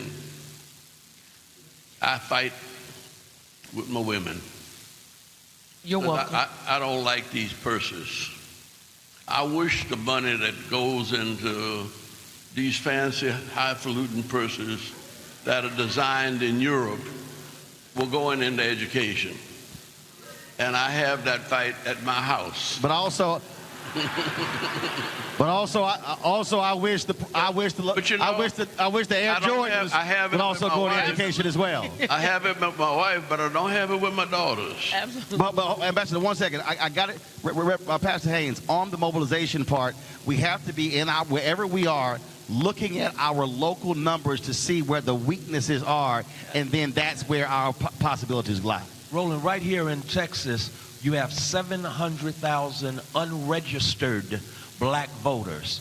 Trump won Texas by less than 700,000 votes. In Texas? In Texas. And so as a consequence of voter suppression laws that were added to in the 2023 session, Voter suppression, it's more difficult to vote in Texas now than it was in 2021.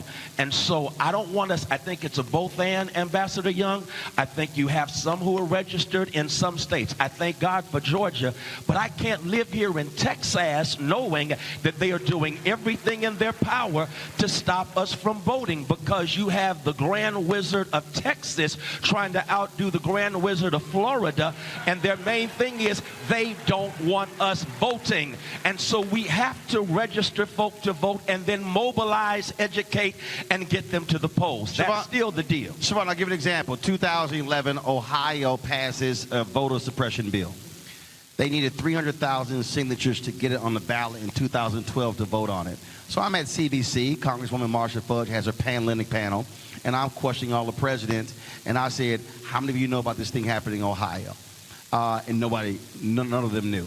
And Congresswoman Fudge, she's looking at me, she's like, okay, move on. I'm like, nope, not moving on. And I stayed on it. Here's what happened. The next day, the panel met. The next day, amongst all Divine Nine, they recognized they had 120 chapters in Ohio alone. If the Divine Nine said every chapter will get 1,000 signatures for the petition, the Divine Nine alone could have been responsible for 1/3 of all that was needed. So the point I'm making is we keep touting our numbers like a pastor touts his church numbers, but it ain't reflected in tithes and offerings. Well, it depends on the church you go to. There you go. What I'm saying is we have massive numbers if we use them. But let's talk about the context.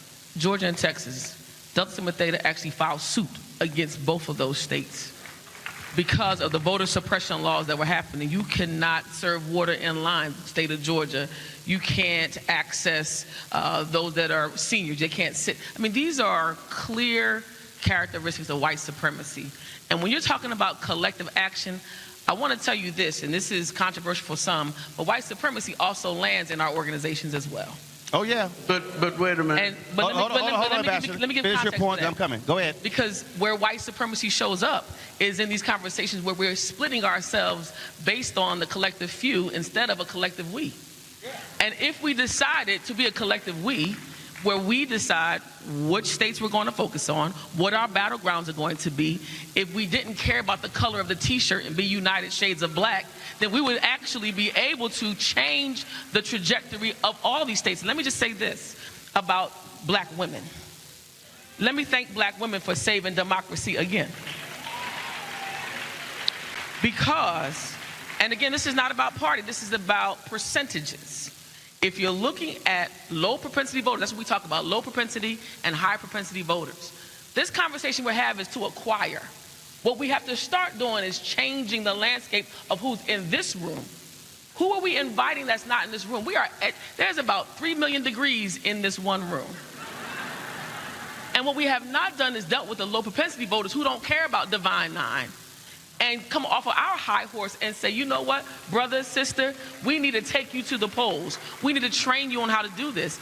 The battleground states, we got to start calling them out. Florida, Georgia, North Carolina, Pennsylvania, Ohio, Michigan, Wisconsin, Arizona. I mean, these are states where black people are. Right. And if we decided to use the VAN system actually calculates not only chapters, but number of low and high propensity voters. Right. And if you understood the difference, the high propensity voters are in this room. We're going to go vote because we were taught to vote. But the low propensity voters are the people that got their pants hanging down and you talking about them when they walk by instead of bringing them to the polls with you. So we got to do our due diligence to identify how we organize. This is the last thing I want to say about this. Black men and black women have to stop fighting too. We have got to change this narrative of them, us. Black women are saving the day, but guess what? Brothers, your 17% needs to be in line with wherever we're all going. Why do we collectively do this as a people and begin to start focusing all of our investments? We've got to invest in communications. We've got to invest in mobilizing on the ground. You said mobilization. You said education. We also got to talk about candidate updates. I want to clarify a myth for this room. Every Divine Nine organization should be hosting candidate forums. It is not against your tax status. That's right. We are all 501c7s mostly in the room. We are able to highlight every candidate that is running in our organizations. You cannot endorse them, but you should be educating your communities about them. And what we have done is we've handcuffed ourselves and said, well, we can't get into that space. And that's the problem. Right. It'll be very risk averse. Yeah. Ambassador? Yeah. In 1972, a couple of things happened. One, I got elected to Congress. I got elected to Congress in a pouring down rain. It rained from 9 o'clock before voting day all day long, and it didn't stop till midnight on voting day. And I said, Lord, why did you drag me out here and leave me? But we had a 73% black turnout of voters. And it was black women in the rain. They didn't worry about their hair. They worried about their souls. See? And that's what set Atlanta right. But right, the 73%. I'm saying, no. So with Andrew... But there was another thing that went with that. There's a guy that had a McDonald's operator, Mac Wilburn. Yep. And Maynard Jackson asked him, said, I want to give $1,000 to each county in Georgia that has a black majority population and no black elected officials.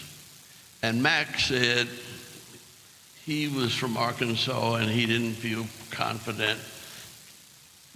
But he said, can I give it? And that's the first time I ever know a black man that wrote an $18,000 check by himself for those 18 counties that didn't have a black elected official. Now, that's the state. We've been working on the state. We haven't gotten there yet, but we've been working on the state since the 70s. But I want to focus on the 73%.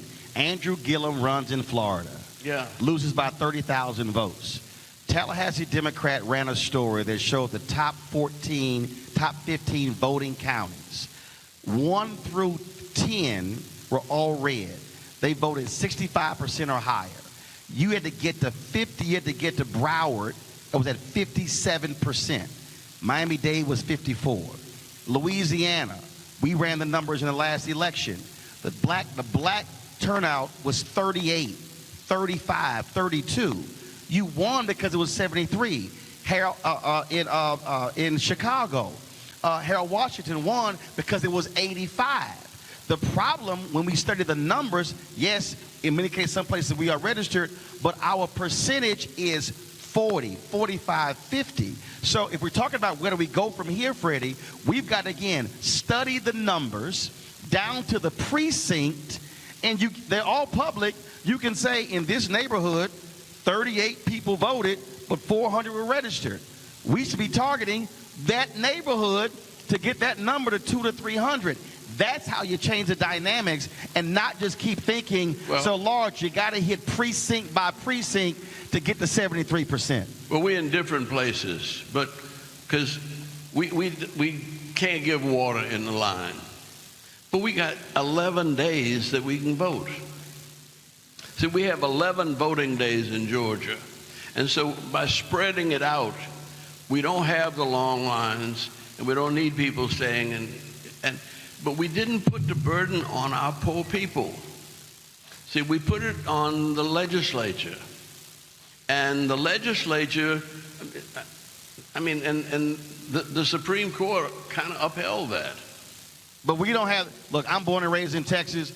We don't have any luxury with this legislature because they really do not care. Well, you don't know. I do know. No, you don't have it was a black woman that got Georgia reapportioned so that I could get in. And she was with the Urban League and Grace Hamilton. But the problem we have here, you have a supermajority in this state. Georgia has, North Carolina just has a supermajority. Florida has one. We don't want to just break down on what's wrong. No. It's about what's real, because the bottom line is you not only have a supermajority, you have a gerrymandered state. Exactly. And they've drawn up these funny lines, and as a consequence, we have fewer voting rights protections in 2023 than you had when you got elected in 1973. We've got to deal with the honest reality that right now our voting rights are under attack. Ambassador, I'm trying to get to your 73%. If you're playing baseball, not 50, you expect the pitcher to throw at your head, and you got to get out of the way. Got it. I mean, it's a game, and life is at stake in this game. And we have to play it at all levels at the same time. Siobhan, when you're out talking, it's not either or, it's both and. Siobhan, when you're out talking, and again, a lot of people don't know how to communicate what's going. How are you communicating to somebody who says, "Ain't nothing changing, none of this is all a waste of my time"? What are you saying to that person? So it depends on what they value, right? The inside-outside game on all of this is about what our voters value. And black people are, looking at the last two Essence polls that came out, particularly black women, black families are interested in key issues: healthcare, criminal justice. So when they talk about George Floyd, people say, you know what, nothing is changing. But what I start talking to them about are specific policies that are aligned for us. I look at that infrastructure bill. Nobody knows what's in the bill. The challenge is, how are we communicating in it? Right. The infrastructure bill actually has the ACP, the Affordable Connectivity Program, that actually has rebate dollars on the ground for states to be able to put free internet in homes. Nobody's talking about it. This actual bill also is putting money in states where black businesses are supposed to get a percentage of all these contracts, but there's no one holding them accountable. So when I start talking about what's available, then people begin to pique their interest. But you have to start dealing with what is value to voters. What do we value? So, because vote, just say go vote. And I want to talk to there's young people See, I tell a person, what are the three things you care about? That's the We start there. I don't even go. I say, what are the three things you care about? And we go from there. Absolutely. And the other thing, too, is the generational piece. You got a generational challenge right now. Young people are not having it. Young people are not moved by just a history conversation. Nope.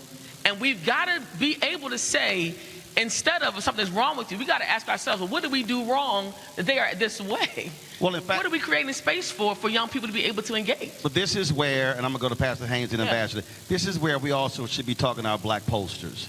Terrence Woodbury, Cornell Belcher. Terrence Woodbury presented some data to Melanie Campbell's group in Atlanta, where based upon focus groups, and this was one of the interesting things that he said. He said, if you use the phrase voter suppression, he said voters 45 and under automatically think that's civil rights movement. He said, but if you say they're closing our poll locations, he said that identifies with it. Right. He also said in the data, he said, if you look at most politicians, when they come talk to black folks, they talk in terms of poverty dollars. Whereas young voters today want to know about, what about business creation? And so part of this, and this is where every Divine Night reach out, and I got his number, to Terrence Woodbury and Cornell Belcher, two of the preeminent black posters, Ron Lester, another.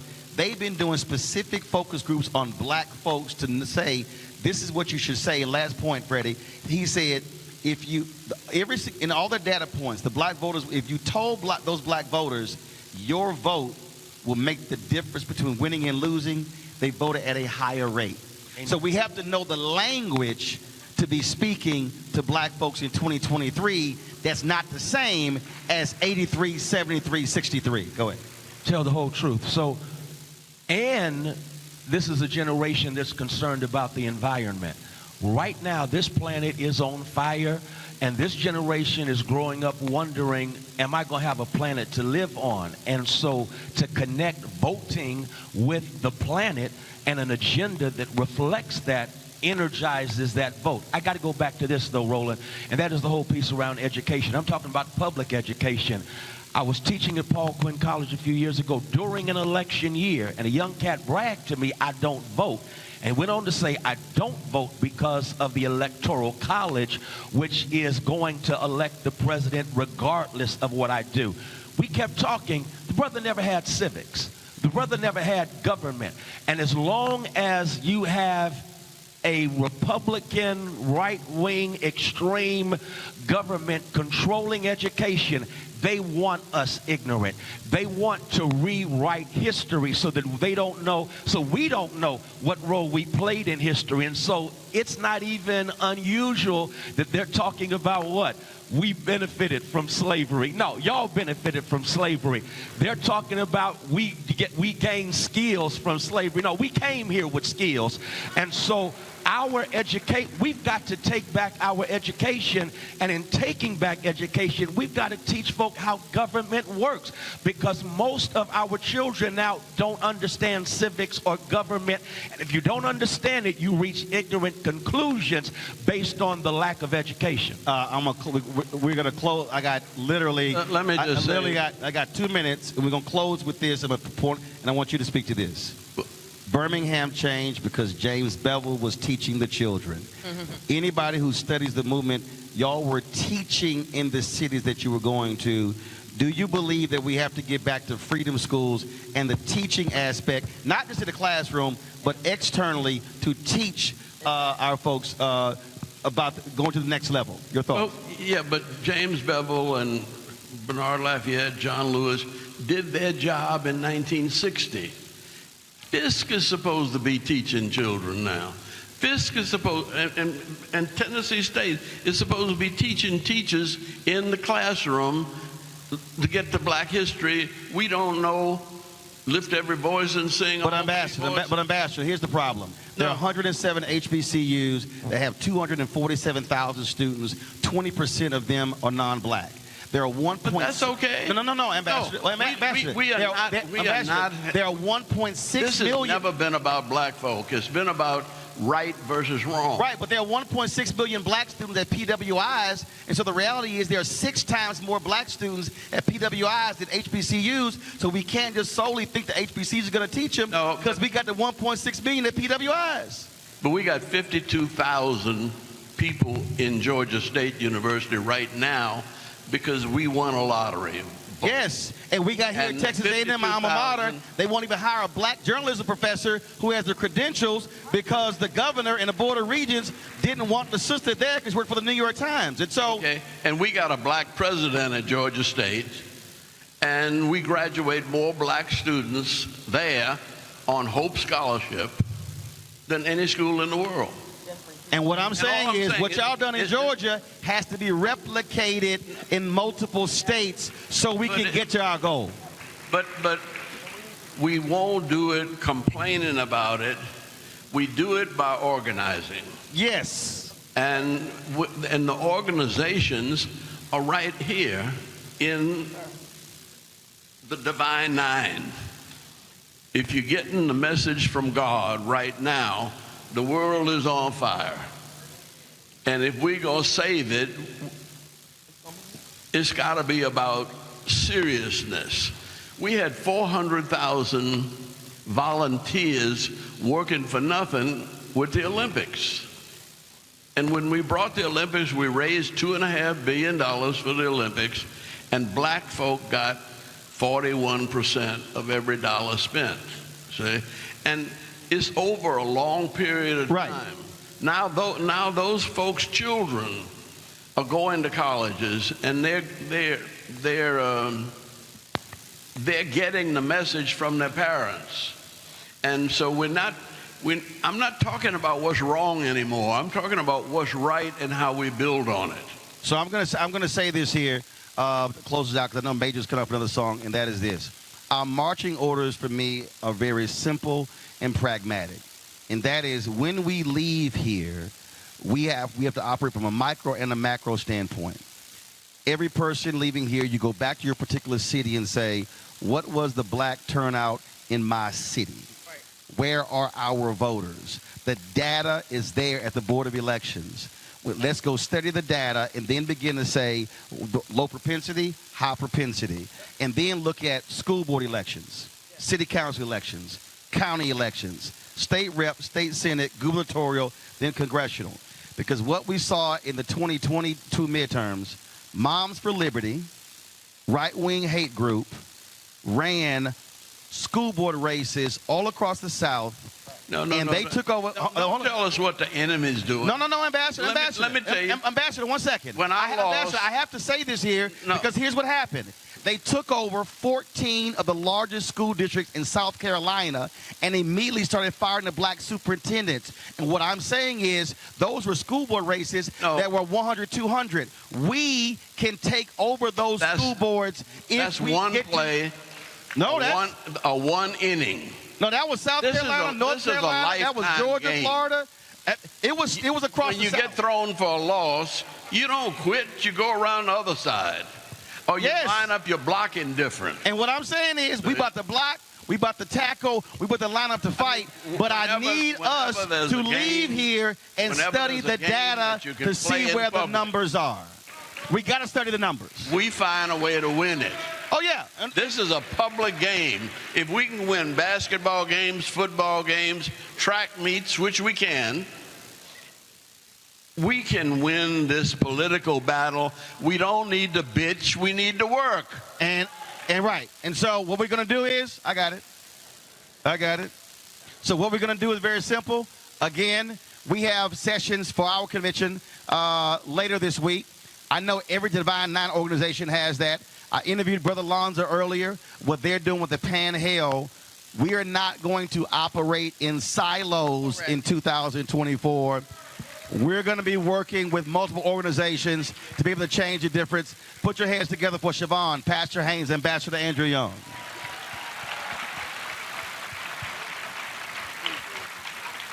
When you talk about blackness and what happens in black culture, we're about covering these things that matter to us, speaking to our issues and concerns. This is a genuine people-powered movement. There's a lot of stuff that we're not getting. You get it, and you spread the word. We wish to plead our own cause.